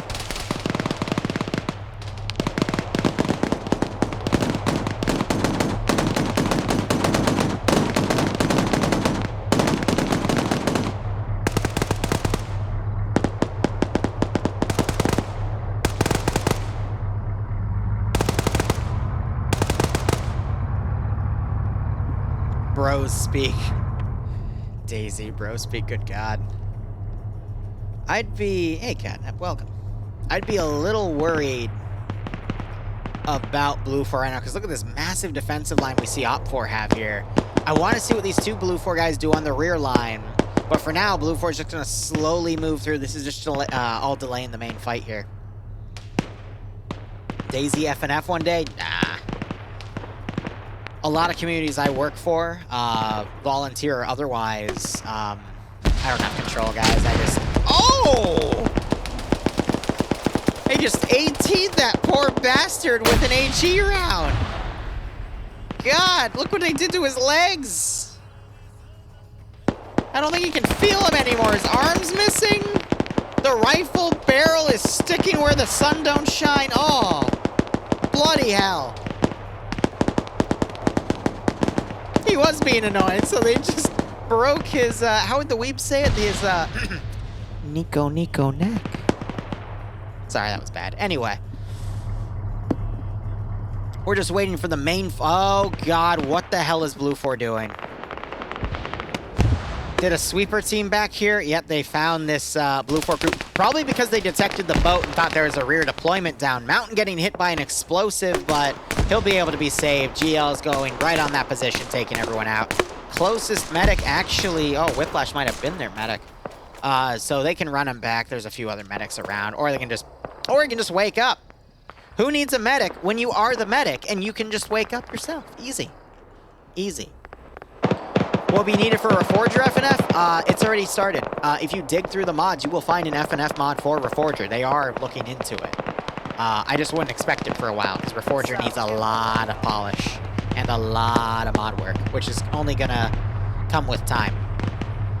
Because let's be honest, Arma 3 was released in 2013 in early access as a beta, and modding didn't really take off for the game until there were a few different stages, but I want to say until 2017, 2018. And then it's just been exponentially getting better. Now we're going to start seeing a bit of a slowdown because of a few different actions that have happened from Bohemia between the release of Reforger and some modding departments getting outright banned. But I'm not going to have that conversation on why here and now. I will in the future, though.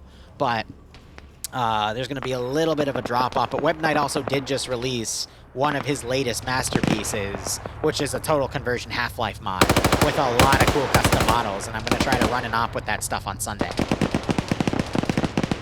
Blue 4 X-Ray is dead.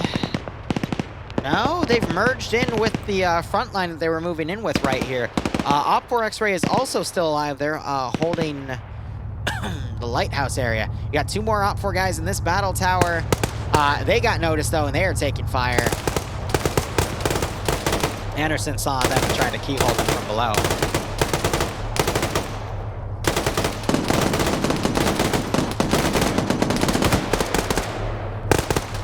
I saw it, Belarocco. I will answer it after the DayZ stream, so please give me a few hours. You might be asleep by then, but I will get you sorted.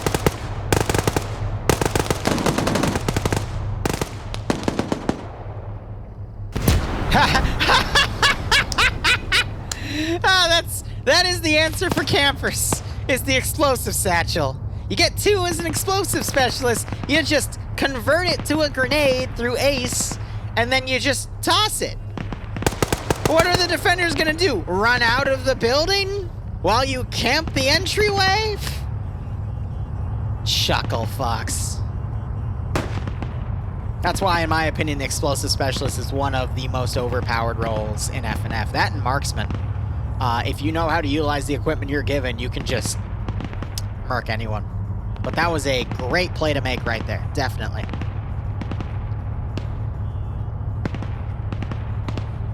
And I do agree with that, Grounders. Based off of all of the mods that have been made, unless Bohemia directly acts on it, Arma 3 is still going to be around for a while, and I intend to keep doing content on the game for a very, very long time. Dev still keeps switching seats out of the 50 cal and the driver's seats. That's quite interesting. He is harassing X-Ray. They do have the sniper, so it's a little worrisome. Blue 4, meanwhile, is starting to enter the edge of the sector, and they have taken it. Yeah, they want to only partially run in that open area and then pull back. But Op 4 could have hit a dude in here to force Blue 4 to come into the open and set up some pretty nasty Overwatch to take him out, but I guess that's not the case. I think, might have just armored himself on this wreck because sometimes the wrecks have physics, And whenever an item has physics, it likes to interact with the physics of your character and cause issues. Also, by the way, Sunday, quick announcement, there will be an Among Us versus Dinosaur mod on Jurassic Park. I will say that again so you can comprehend. An Among Us versus Dinosaurs on Jurassic Park op.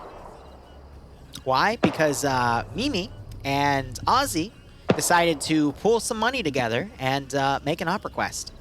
So yeah, that's happening. Please do not resist.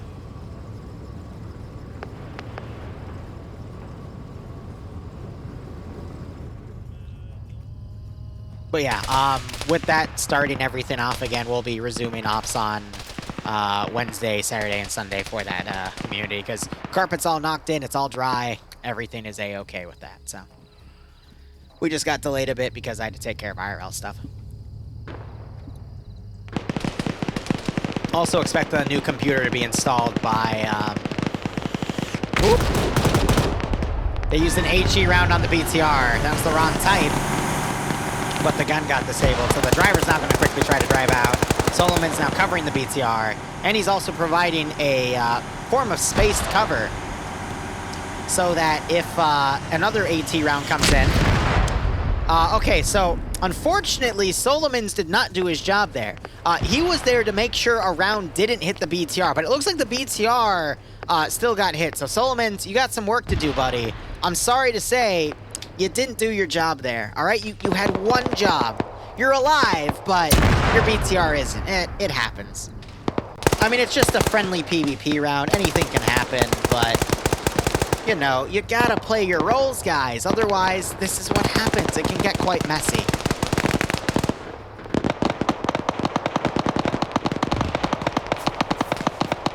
Also, it's starting to get bright outside. So the sun has fully risen. Ban him? Yep, of course. Ban him for making a single mistake. You've got some guys up here. Chow, I think, is part of the Blue 4 Recon team that's pushed up.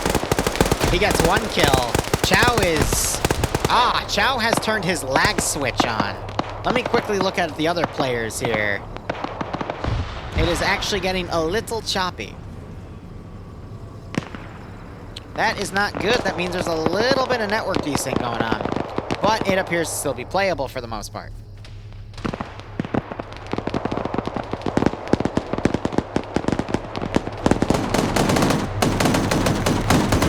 Worst goalie ever. Yeah, right? Send it to Team 6. I miss you.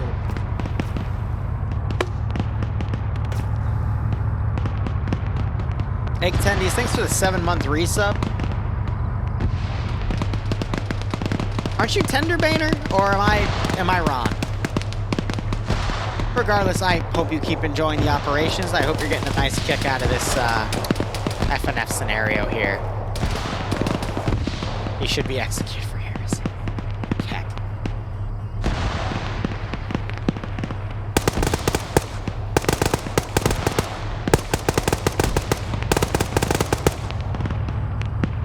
You're dead. Back to watch you. Yeah, I only covered round 1 and 2, but I did, yep, you see round 1 from there. Chow woke back up. Just heard some AT get launched. I have no idea where that round went. I thought I saw a bit of cratering over here, but I think that's just the smoke. I just saw some lightning, too. Interesting. And we just had, okay, Humvee down, and there's some fuel barrels burning over there as well. All right, getting very messy here. Looking at the map overall, Opwar have a pretty solid defensive line around Sector 2, but Blue Force still has a good chunk of numbers here. We are still only 16 minutes in the round. Ooh, some more HE rounds coming in, and that is actually knocking people out. He got knocked out of the Dishka, and the Dishka was destroyed. No New Horizons this week. New Horizons will be on Wednesday, the next phase. More AT coming in. That was an AT round, though, but it's doing damage to... Actually, this is a pre-placed item, so this might be set to Invincible. There will be New Horizons on Wednesday, BLWH. But yeah, I'm gonna do a lot. That man was flying. Chow is checking people for money. More AT going up, and I think that just blew this guy sky high. He's T-posing for dominance, but he doesn't realize he's dead yet, so... Did AT just hit that boat? Yes, it did. That gun might be disabled. It's showing a damage mark, but sometimes the RHIBs can tank RPG rounds, which is weird, but it happens.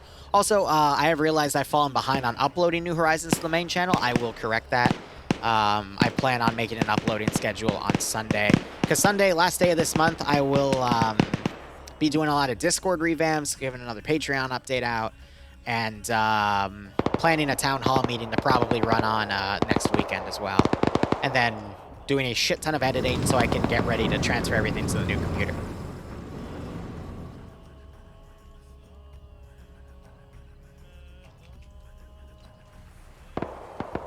In order to motivate me to make the computer, I made a deal with someone where my life was going to get absolutely scuffed if I don't build it, so... It's been sitting in the damn boxes too long, it needs to be freed. Free Willy. Otherwise, Op4 have pulled off of this position. You still have Falcon over here, who just... Oh yeah, bye! Bye to you too! Was that the Blue 4 or the Op4 sniper?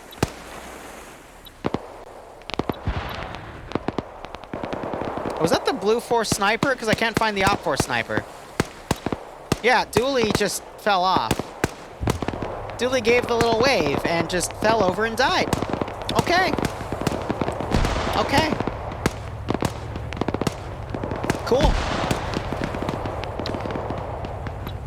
Falcon did not get the kill, though, so I think he literally just fell off the ridge. Amazing. That ass looks like a skinwalker. Yeah, it's because he has a ghillie suit on. So Falcon's biding his time. He has to get headshots with that MP5, because otherwise that 9mm isn't going to do a lot of penetration. So the one mistake Blue 4 might make is they might send too many forces. Actually, no. They might not send enough forces at a time, but look at this. So they got overwatching firepower on this position as they're sending some forces up to take it locally. They need to close these forces in, though, as well. Otherwise, they're just going to get defeated in detail here. One more kill for Gravity, yeah, right? Falcon laying low. He needs to move in at this point. He is fighting Bayant. That is key holding that position, though.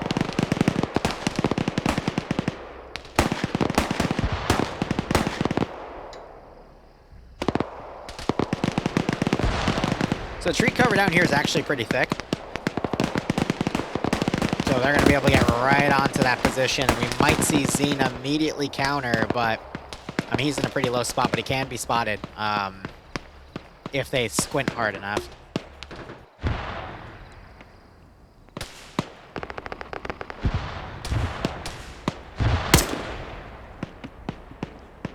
I can barely hear Falcon's footsteps.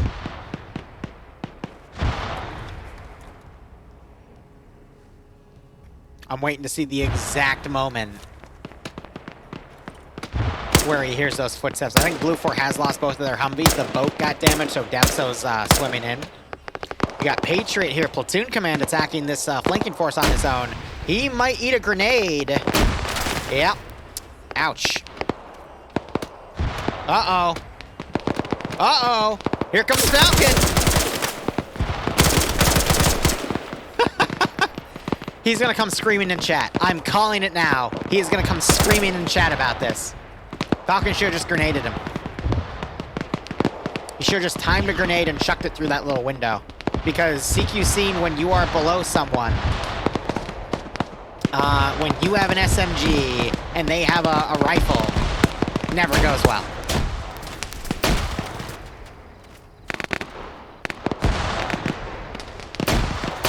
Alright, so Blue 4 is now pushing this position. I think Blue 4 has turned this around because they properly encircled this position here and are just pushing it from all sides.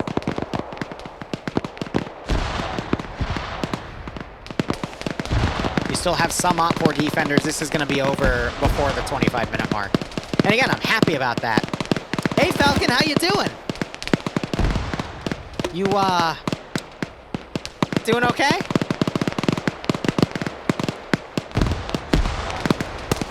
Ooh, good grenade. Oh, a little on, actually. Yeah, it takes 20 rounds. Yeah,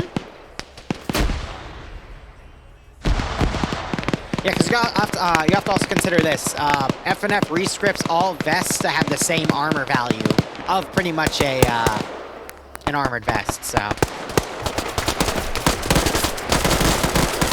Oh my god. Oh my god. Oh my god. Well, that got a little messy.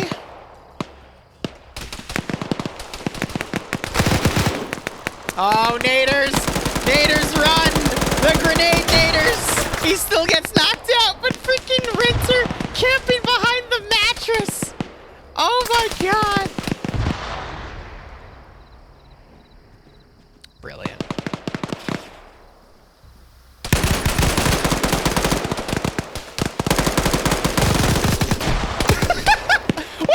What was that?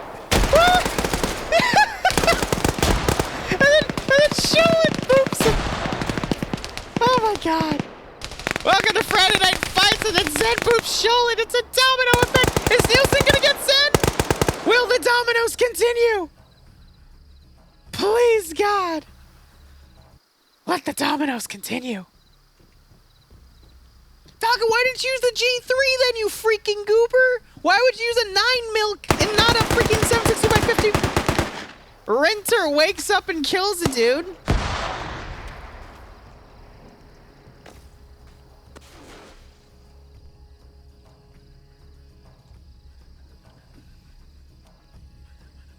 Ay, ay, ay.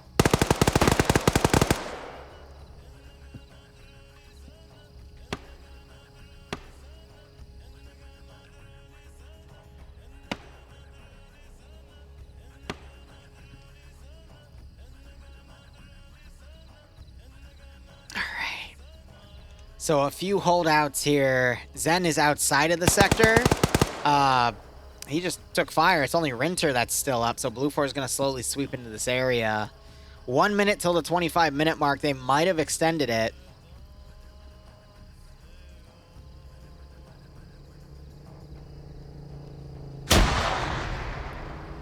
Breach that door. Literally, his face is right there, Arcor. It's right there. Okay, that's a grenade. I think it's gonna work. It's in a dude's balls. You just saw shrapnel land in his helmet, and now he's... Wow. Did you see that dude's head bend that way? Still at the 26-minute mark.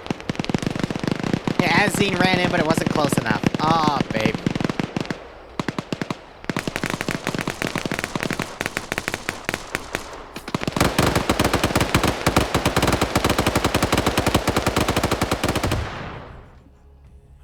All right, there you go. So who won that off for, right? All right. I mean, it just Blue 4 did the proper tactics, even though they lost their vehicle assets. I know you voted on Falcon, but... Oh, they're doing this one again? So this is EU1, which was the Mad Max style mission. So if you guys want, we can cover this, or we can go do Daisy. Because I know sometimes y'all don't want to cover a third round. So here's what I'm going to say.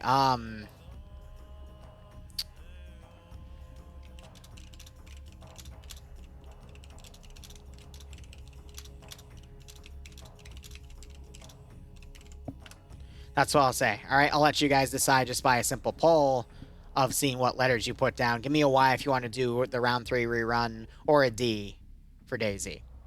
Lowercase or capital doesn't matter. 3, 4, 5, 6. So yeah, the Ys are winning. D's are slightly coming back, but there's more Ys. Yep. All right, we're going to do round 3 then, guys. And then here's the thing. For those of you voting for D, don't worry, because we're going to do Daisy afterwards. Send in Don't worry. Team 6. But if I saw an overwhelming amount of Ds, we would have switched. Rednax Gaming, thanks for the Twitch Prime sub, my man. I hope you keep enjoying the operations, and I hope you get a nice kick out of this scenario. Falcon also poked me, saying, honestly, I almost punched my fucking monitor because of that. I'm actually pissed the off from that. Like, fucking hell. Wow, that's a lot of F-bombs, Falcon. Liru, I want my Good goat back. God. Memrad, Baggedy, $10, gingerly griefing Falcon. Here, let me post what he typed. Literally what he sent me in TeamSpeak after he got killed by Bay. I'm not surprised, you know, it's a mess, but give me 1 second. Let's go ahead, player. Oh, that round went so quick, I still gotta wait 3 minutes to make intermission. All right, cool. So, let's see. This is round 3. A rerun of EU round 1. Op 4 is attacking 2 blue 4 terminals in a Mad Max themed op. Op 4 has a 12% numbers advantage. A DSHK Hilux, M2 Hilux, and motorcycles, while blue 4 is a single chord static.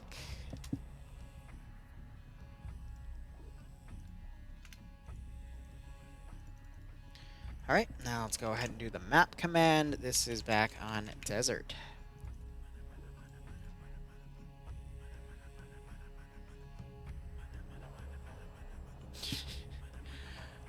Oh my god.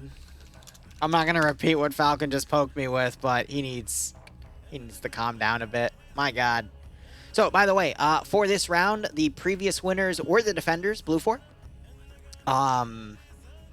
It was close, though, but in the end, the defensive positions really worked out for blue 4 in their favor, so...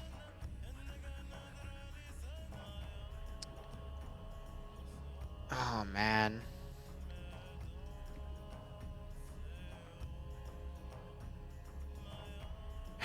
Falcon's gonna go get drunk, apparently.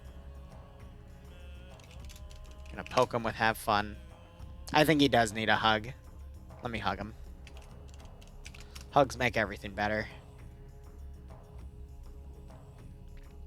Rigged blue 4-1 every round. Quite possibly they did.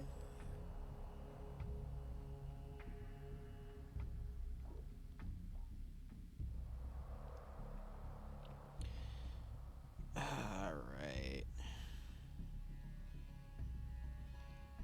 It's gonna be a long evening, ain't it?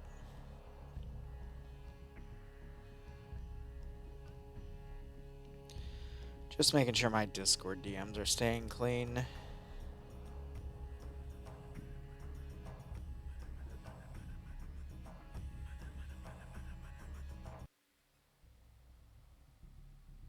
You know, it's really nice. Because back in 2017, Oh,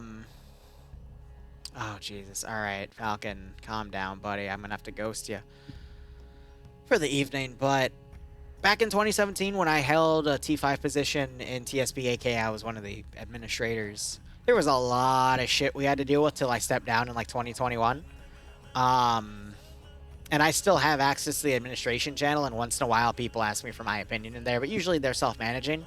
And my god, just seeing every time an admin issue comes up and I just sit down, look through it, and I go, oh, okay, that's cool, and just not have to do anything. Priceless.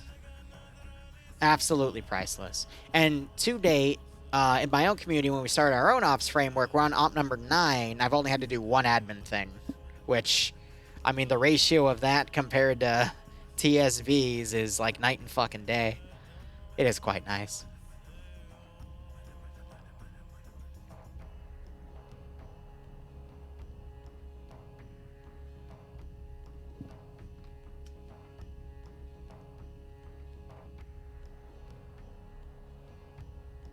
Please no Falcon on op 4.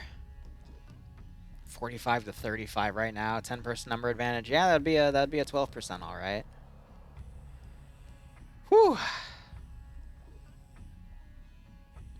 But guys, thank you so much for joining me for Friday Night Fights tonight. I hope you are seriously enjoying yourselves here, and I hope you also join us for DayZ, because I know some of you really want to mess with me, and I will give you that opportunity.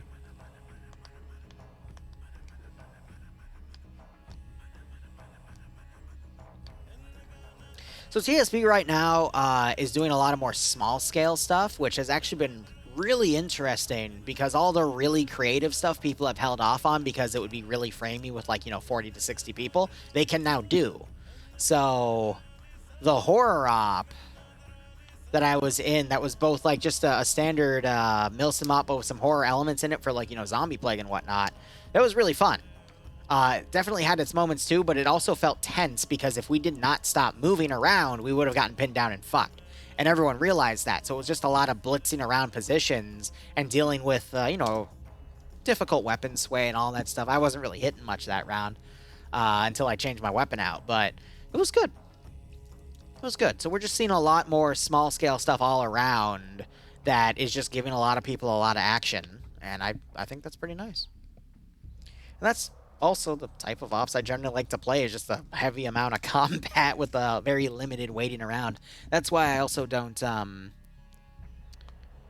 really like doing events like FNF or OFCRA, because it's a lot of waiting around with not a lot of combat, especially if you suck at the game. In a PvP sense, and you'll just be instantly headshotted. And it's just not my cup of tea. But commentating, I will commentate. By the way, I would expect around mid-August, you're going to see a new type of commentary content for VTOL VR. More on that when we get there, but I'm shooting for mid-August at this point. Because before I tackle that, I need to upgrade my computer, and that is going to be something I work on for the first week of August. So, yeah, we're doing some more expansions. Also, at least for next Saturday, we're going to have our Star Sim on the ground thing with the 38th, and then we're going to have the Zeus Op, which I think I've said is probably going to be... actually, no, that's Saturdays. So it's going to be Starship Trooper, and then we're going to have a Stalker-like op from like 6:30 to 8:30 or something. I look at the timestamp again. No, it's going to be 8:30 to 10:30. That's it. So, yeah, it should be good. And that will either lead to more or just be a one-off. So we'll see how that goes. And I'm not going to play VTOL VR. I'm going to commentate on it because they've recently released a spectate client. It's very, very jittery, but, I got to expand on what I do, for the hell of it, because I think it'll be cool. TSP versus Pogop, Radical. I understand why your name is Radical now, but, woo, messy. What about a Starship Troopers versus Flood Op? So there's a lot of crossover ops I have planned for my own personal framework. It's just other things are taking precedent right now. You need to give me a few days, but that will be on the docket.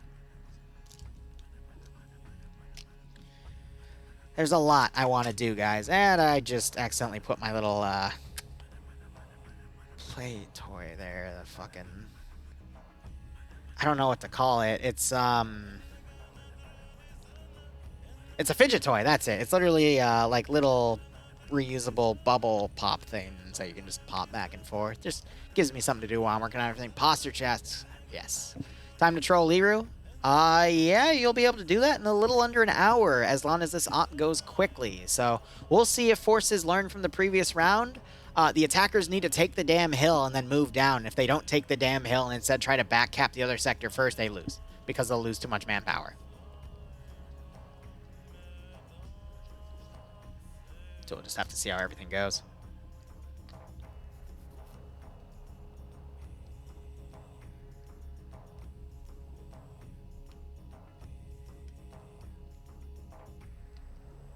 So I wonder what we're waiting on. Don, thank you for putting the prediction up. I always appreciate it. Oh yeah, the VOD for the Pog Op the other day was pretty damn funny.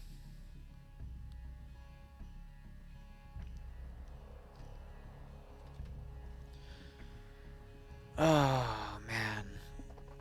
Also, this might sound a little stupid. Bloodwing told me she'd be home by like 9:30 at the latest. It's 10:15. Her phone's dead. Getting a little worried. I'm probably going to text her before I start DayZ if she isn't home yet. Just because I worry about her. Don't get me wrong. She can stay out as long as she fucking wants for all I care. I just want to make sure she's okay, because if something happens, the protocol is I drop whatever the fuck I'm doing and go figure out where she went. But yeah, this is the replay of EU Round 1. You got the throne right over here. You got this Mad Max BS all yondered around. Shit ton of motorcycles, bunch of vehicles, a fuel Vic. And then you got Blue 4 Gas Town, which is 2 sectors over there. So, Otherwise, warm quick up, reminder, shall we? in the dark future of 2122, Gastown is the last surface stronghold of the Troglodyte Empire. Finds itself under siege from the Great of Khan of the West. Will Gastown weather the storm, or will it be yet another victory for the Great Destroyer? Honestly, again, I'll say it, I'm getting a little bit of Stellaris vibes from this. But regardless, Op 4 must shut off all data terminals controlling the underground city's oxygen supply. Otherwise, game mode is uplink, 90 seconds for the hack timer. Can be intercepted if a defender activates the terminal before it finishes the countdown, and when the countdown finishes, the objective is considered done, and a GBU spawns on top of it after it finishes a beep beep countdown. Otherwise, 600 meters render distance, 60 defender points, so not a lot for Blue 4. That's going to prevent them from getting on top of all the buildings, but we'll see how they rebuild things, because I'll explain when we get to the AO. Otherwise, mat weaponry is going to be 1 AT and 1 HE per AT gunner. Op 4, the attackers here are going to be your Iraqi insurgent camouflage here with a lot of red shemegs, AKMs, and AKSs. AKS-74 specifically. AKM is 7.62 by 39, AKS is 5.45. PM as the handgun, RPK for the light machine gunner, peak AP for the machine gunner, medium machine gun technically. RPG-26 for the single-shot disposable AT launcher for light anti-tank. Recon has the T-5000 sniper. The two suppressed shooters have either an AKS-74 with 45-round magazines or an AS-Val. And then the submachine gunners get the PP-2000 or the AKS. Nothing on crew served weapons, assets. They get the 21 motorcycles and M2 Hilux. I'm only going to go over the important ones because the rest of these are civilian transports. They also get a fuel truck for some silly reason, but they get a Dishka pickup, and they also get the M2 Land Rover. I thought there was another one. Right. Yeah, so an M2 Helix, M2 Land Rover, and a Dishka Vic there. Otherwise, on this side, we have our King commanding this one. Good time Saddam, as the mission maker is going to be 2 IC. So that's perfect for Op 4 because they have the mission maker, so the mission maker is going to know the best way to assault it. Cool. Grumpy is going to be the medic. Train Doc is leading X-Ray. Rinter being the medic. Fred as the sniper. Mitten as the 2 IC. Guardian Zen taking an AKS. And Depso is taking an AKS. Okay. Oh my god. Hold on. I don't have my T-FAR plugin on. They're literally on the throne. Brilliant. Absolutely brilliant. Let's take a moment to enjoy this.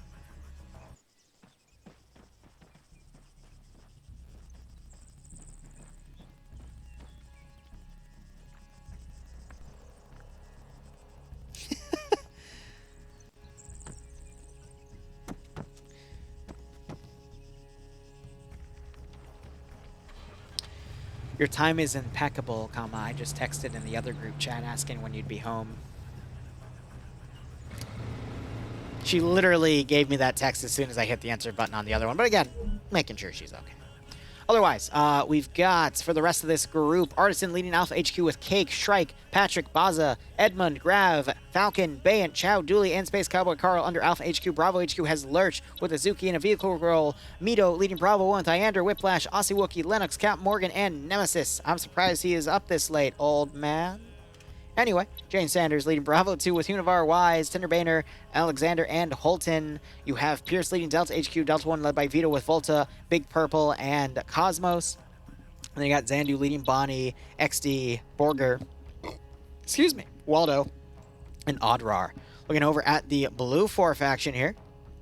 Blue 4 are going to be the modern digital camouflage guys here. Loadouts are going to be mainly G3s and M4s. They also have the Altis vanilla weapon with the 203 launcher for the Grenadiers. They get an M249 and an MG3. These weapons did make the difference last round, especially for the defenders. So that was pretty messy. Otherwise, light anti-tank is going to be an M136. Sniper gets the M40A5, and then the suppressed shooters get either a Mark 14 or a Mark 14. And then an MP7 or an M4A1 for the crew and aviation slots. Assets, they get the single cord here, which last time they put on the defensive in Terminal 1 to watch the Terminal 2 area, and it actually scored a few kills. Otherwise, their marksman rifle is going to be the PSG-1. Op4's was the SVD. PSG-1 contains 20 rounds per mag. SVD only has 10, so that's another advantage. But Blue 4 used their build points to basically build a bridge between these two buildings, and it really did work out for them, though it did turn this up here into a kill zone because there wasn't a lot of cover, only a few sandbags, so there was like 7 bodies between these two buildings. So we'll see what they decide to deploy this time. But otherwise, going over our names here, we got Naders commanding with Jack Mick on the 2IC role. Pete leading X-Ray. Solomons as the medic. Patriot as the sniper. Cholt as the 2IC. Green Shade taking the Mark 14 EBR. And so is Happy Farmer. Again, those are both suppressed. Nielsen leading Alpha HQ. Alpha 1 being led by Drake with Nelson, Choland, Herb, Bates, Norris, and Gordon under him. Chadwick Bosman leading Alpha 2 with Ricky, Black Death, Tactical Sheep, and Steck Pro. Anderson leading Bravo 1 with Maz, Martin, Poe, Puma, and Cool Breeze. Bridges leading Bravo 2 with Arcor, Sub-Angler, Warwick, Wiki, Cosmonaut, Nutty Person. Steve leading Mike and Ace. And then you got Dreek on Bravo HQ commanding the Bravo teams. Whew. Yep, we're hydrating, don't you worry.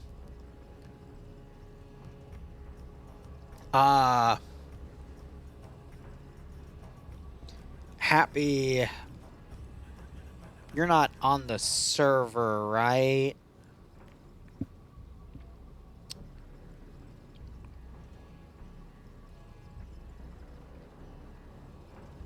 Wait a minute. Happy, if this is you, you need to get off the stream right now.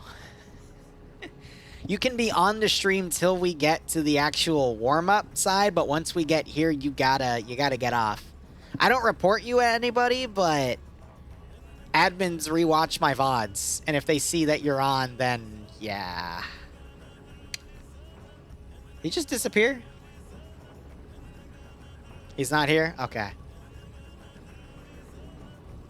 He just came into... Oh, he just got... he just got Bohemia climbed anyway, so... Woo! Alright, otherwise that is everything. We will see how things goes. My camera's glitched. Let me select another guy. There, I got it off. Interesting. Alright, otherwise, again, the previous round, I also love the detail right here. The hanging bodies. Op 4 split their force into 2 attacks. One attack tried to move up on this flank. It got mostly defeated. And then the other attack came up from the southwest. 1 second. And got defeated. Yes, Boo. Are you okay? Okay. Door's not bolted, so just, yeah, go upstairs.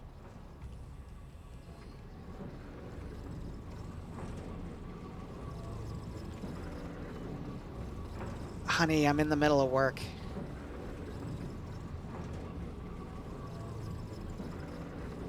Okay, I might be in the middle of a PvP round, so if I don't drop everything, I'll do it during my intermission to DayZ, alright? So just leave it in the car and I'll take care of it, okay? No problem. That's fine. I appreciate that you understand that I have a job to do, though, okay? Okay. Alright, love you, babe. See you later. Bye.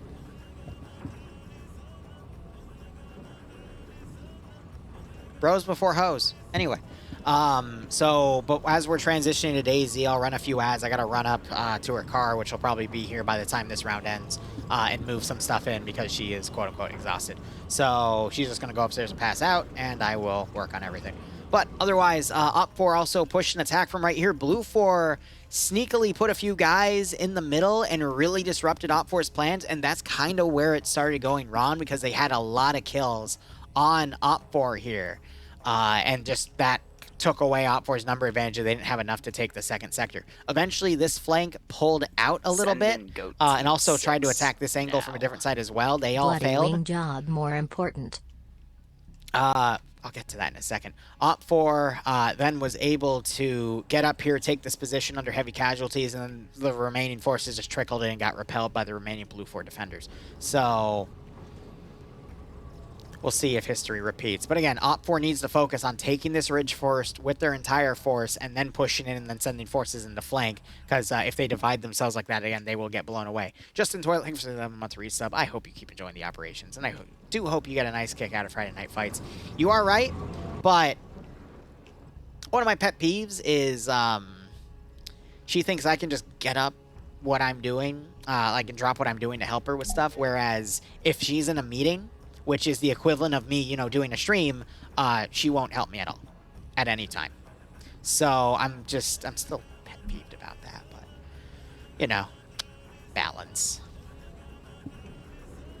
So I'm, slowly pushing her into, okay, well, I'm working, but here I can take a break and, do it on my time when I have a second.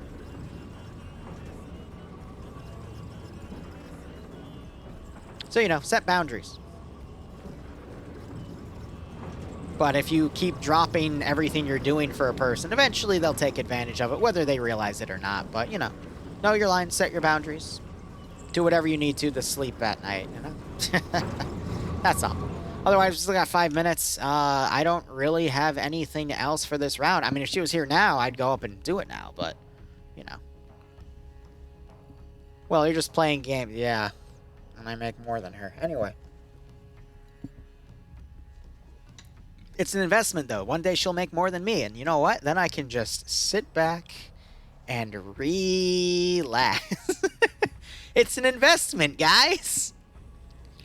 Eventually, she'll get promoted so high that she will definitely make more than me. And then I will truly be the house husband. It's all about those long-term strategies, guys. Follow me on Twitch for more top-tier guides on how to win at life. I love my job. So we're not going to know what happens until Op 4 actually pushes out here. It looks like they're going to do the same push from the south. I think now they're going to commit more forces to the temple area first, but we'll see how things go. You got it all planned out, Liru. You're damn right.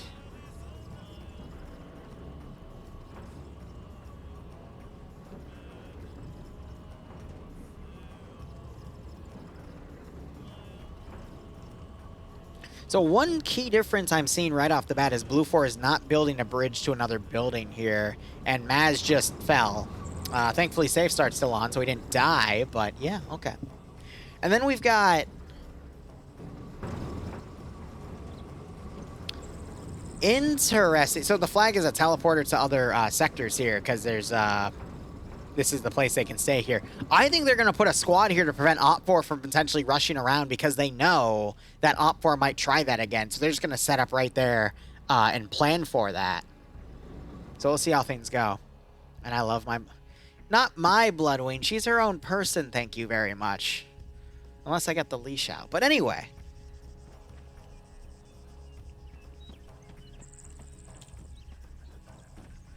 I am mad at her, though, because there was all of these leftover meatballs and french fries I was going to have for dinner, and she ate them all. So I had to eat salad. And I'm hungry again. So I'm probably going to go to bed hungry, but that's okay. I don't want to make anything, because if I have leftovers tomorrow, I'm not going to be at the house, so... It's fine. We can't always win.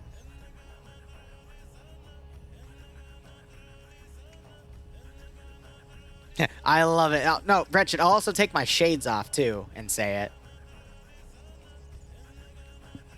I always wear shades outside, though. But, that's also because I have sensitive eyes and ears, fun fact. But just eat her. Bearded, I think she'll be too tired for that tonight, but maybe after the con as a whole. So maybe Monday or Tuesday, but...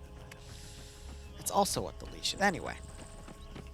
You missed most of the fights. That you did, Storm Chief, but hey, we still have round 3 for you and some Daisy afterwards. Don't you worry. Don't worry, she is just looking out for your health. Yeah, right? I am on a diet, too. I've dropped... I started at about 225 pounds. I'm down to 211, and we started about a month ago, so...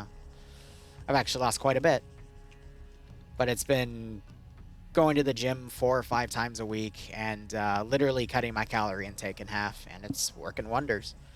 But the reason for it is there's another anime convention in February called Katsucon, and I really do like the character designs of a certain demonic character from a certain Derpixon animation that reminds me of another character. I'm not even going to get into that backstory, but he has a toned chest, and I have a toned chest. It's just... I have a dad bod right now because I love food, but I know if I burn all the weight off, I'll have my abs back. So I'm literally just doing that for that sake in February, and then I'm going to eat again. Just so I can have that cosplay.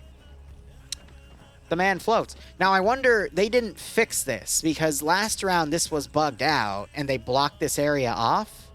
So, I want to see what that does to change this thing here, too. Oh, you don't want What's That to listen to your ideas, man. What's That's just gonna angrily be mad at you. All right, X-Ray going off on their own. Box checked. Mad Maxing this bitch. I mean, last time this happened, a motorcycle actually armored itself and killed a person. Got some gunshots going as you got the frickin' Mad Max attack going here. Waiting to see a truck run a motorcycle over for the hell of it. Alright, so we got one broken motorcycle because it got some air and hurt itself. So now Funny is running around. And no one appears to want to come and pick him up, which is even funnier in my opinion. So he's going to have to walk. Got some flares being deployed. Vehicles coming up. Blue 4 is not... I swear to God. I swear to fucking God. Someone else fell and hurt themselves. Every round tonight for the NA branch, someone has fallen off of a rooftop and knocked themselves unconscious. Every time. It's annoying. It's literally a meme at this point. What are you doing, Pierce? What are you actually doing?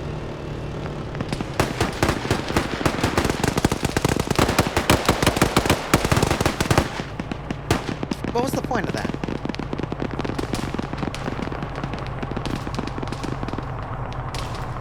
Can someone, honest to God, tell me what the point of that was? I would have laughed if that killed Arcane right there. They're pushing up in this damn fuel truck. They're actually trying to rush this proper, and I actually am enjoying seeing that. But they need more numbers up here.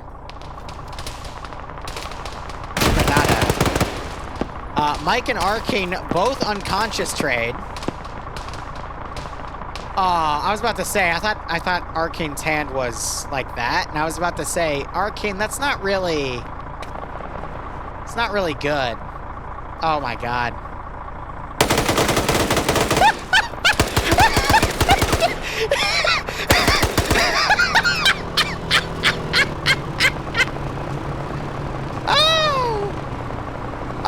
God! Bro! It just gets better and better! Did Pierce wake up? Yes, he did. Oh my freaking God.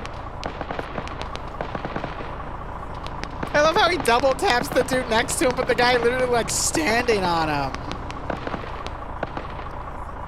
Holy shit.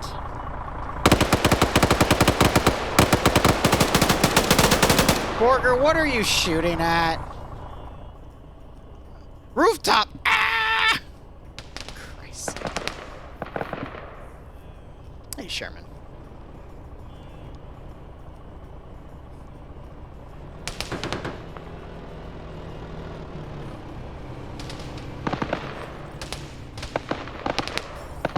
Congrats.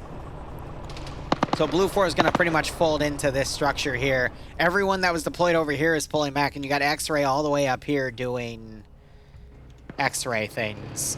They've broken one of their motorcycles. They have another guy that's unconscious. Great job, guys. You're learning how to drive. I'm so proud of you. And yes, that's me being condescending. Hydrate.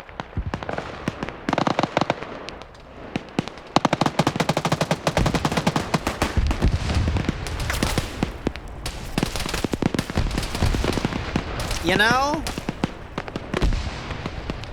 Why am I not surprised?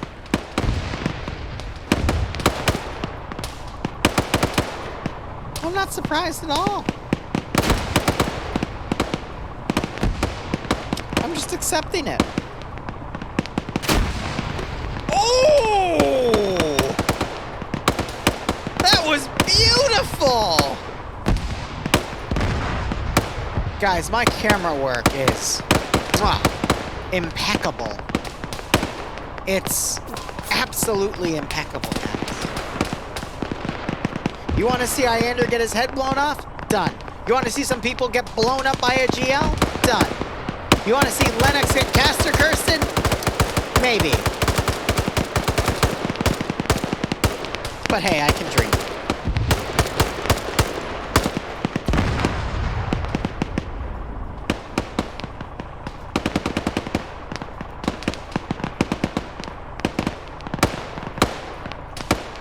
Alright, so Op 4 is now climbing over this area. The timer has run out on that building.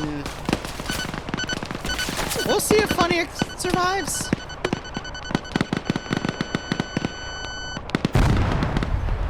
Nice.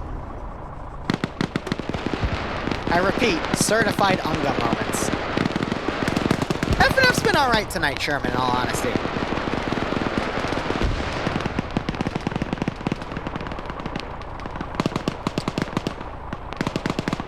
Numbers-wise, I think Blue 4 has the advantage. All of Op 4 Command is dead because they rushed. I mean, this is a certified round 3 at that point then. Blue 4 has most of their guys alive.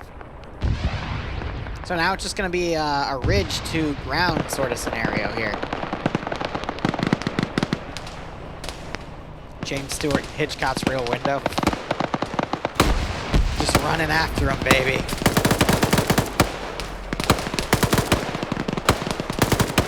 X-Ray's just doing monkey shit, and there's a guy running for it. So that sniper would be really useful. Oh, there's dead people up here. RPG was short. That GL was short.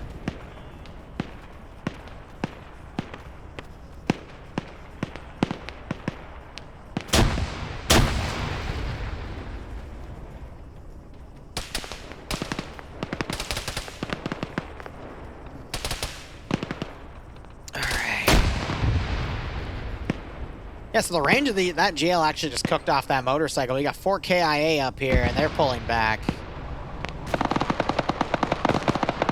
Like, these open hills are only good if you have ranged weapons. That motorcycle just blew up. RPG's just detonated in the air. X-Ray, yeah, has a plan. We'll see if it actually gets carried through here, if there's enough Op 4 left to follow through with X-Ray's plan.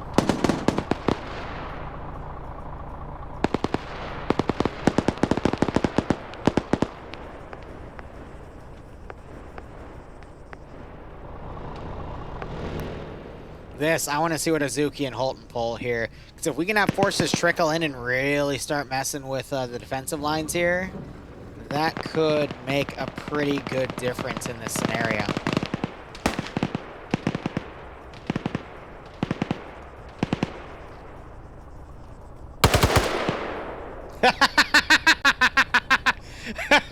Camera work!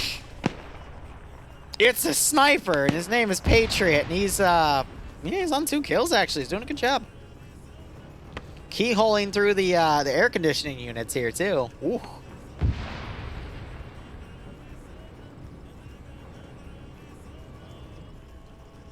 You got Azuki and Holton coming around. They've stolen some of Blue 4's, Op 4's motorcycles, too.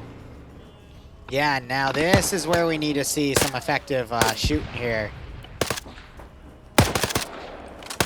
Fred, you gotta hit him in the face, dude. Come on. Zooms in on someone. Someone horribly dies. See, this is why you don't want to bring the suppressed weapons to longer range fights like this, because as you saw, his rounds were literally just dropping before they were landing even close. Or he was actually shooting at this group, but for whatever reason he was firing to the left of them. Ooh, Op 4 breach. They took the cord. Jack is waking back up, though. Azuki, you didn't double tap. Jack!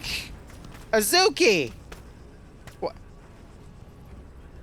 Where did Op 4 go? Huh, oh, there's Op 4!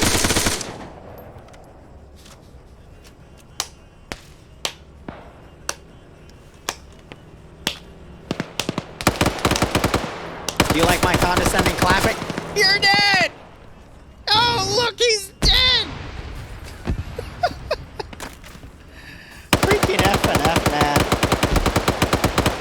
It's a riot. Oh, Pete's gonna run in and literally mag dump poor Holton there. All right, Mr. Bay.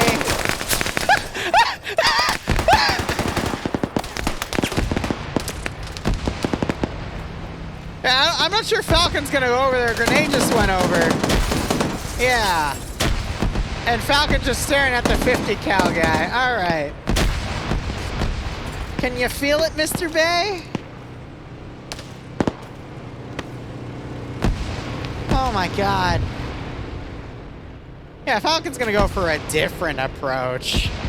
This Bay just had his head blown clean off.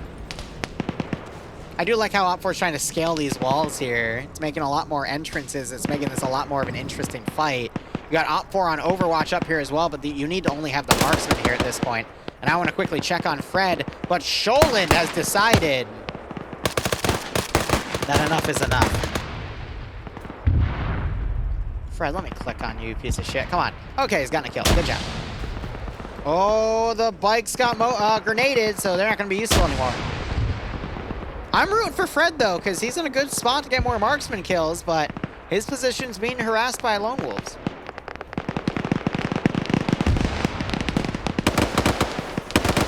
Op4 doing a more significant breach here. Puma just took damage from that grenade.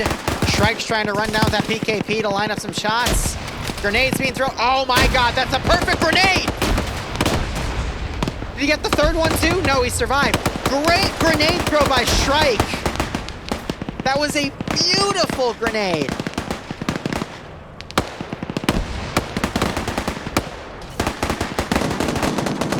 Patriot trying to cover from the top. What are you shooting at Edmund for? Stop shooting at Edmund! He's your friend! You don't shoot your friends! Patriot has a friendly G3, he's using that. Hunavar's like, oh, I wonder where those bullets were. And Hunavar's dead. Norris pushing around to Artisan. Artisan hurt him. I thought Artisan was going to come around here instead. Oh my God, he got a lot of blue 4 guys over here that have been going down. They're trying to stop Space Cowboy Carlos. Artisan gets sub-angler. Might move in for a double tap. I'm going to be honest, I can't even tell what the hell's going on. Op4 just need to get a dude over to the terminal and touch it. And that's going to make all hell break loose. Patriot taking fire from afar. I mean, Op4 literally just come in and rushed it, and that's what's making them win at this point.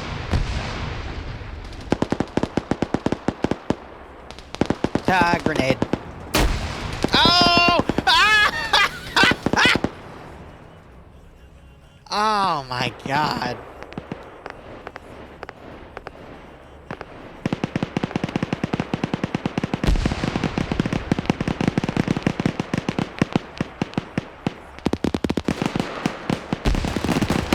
Falcon, play the objective.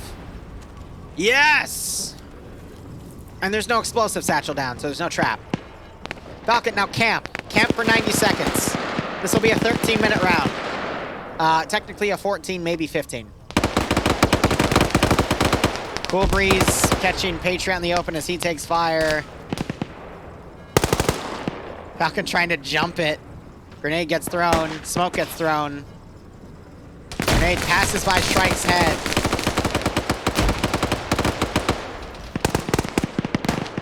We got Drake running back.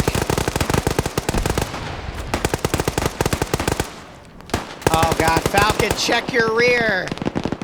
Norris is literally bypassing Falcon to go touch it. Falcon is getting tunnel visioned and not playing the objective. Falcon now caught in a reload here as Norris is gonna stop the terminal. Falcon got 2 fucking tunnel vision there, and now he has to go back. And you're... Did Patriot just snipe him? It's paused on 37. No Op4 remaining in the area. I think Blue 4 might have just saved it and won. Ah, this is going to extend the round. Damn it. Falcon, you could have held.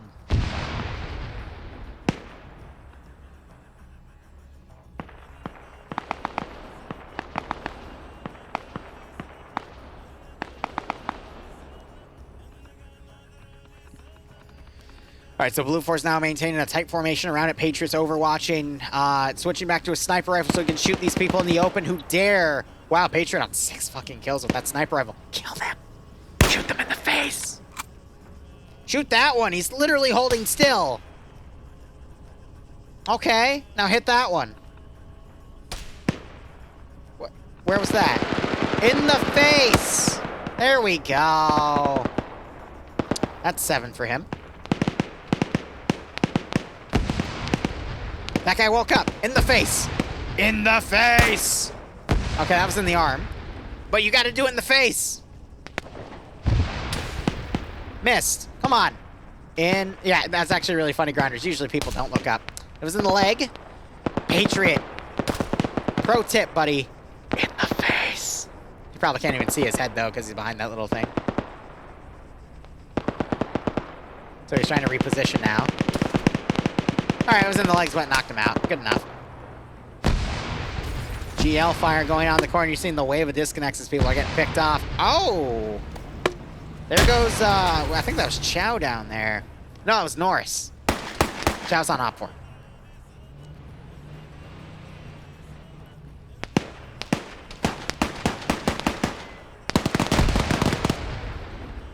Swallow gonna die from, like, the farthest fucking grenades I've ever seen thrown.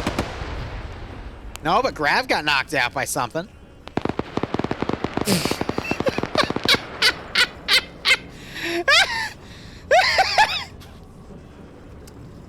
Falcon, you fool! You forgot gravity was a thing! Patriot, please double tap him. Yep.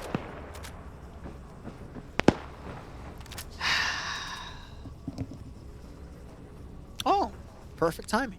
So, round's about to end. Bloodwind just got home. So, when the round ends, I will go AFK for a bit, put up the intermission screen, and we'll deal with things. I think I have seen people look up, but it's just not been enough because Patriot will reposition somewhere else. Falcon wakes back up! He's done it. He's done it. He woke up somehow. And now there's no Blue 4 around. Is it just Patriot alive? I think Patriot's last man, yeah. So that's GG. Patriot bitch slaps him, but that's it. That's game. 10 seconds. All right, guys, so we'll pay out the prediction to Op4. Don, if you're here, please pay it out to Op4 because at this point they've won. Patriot gets knocked out. All good. And that is going to be it for Friday Night Fights. So I'm going to take a few minutes to go help Bloodwing move some stuff in.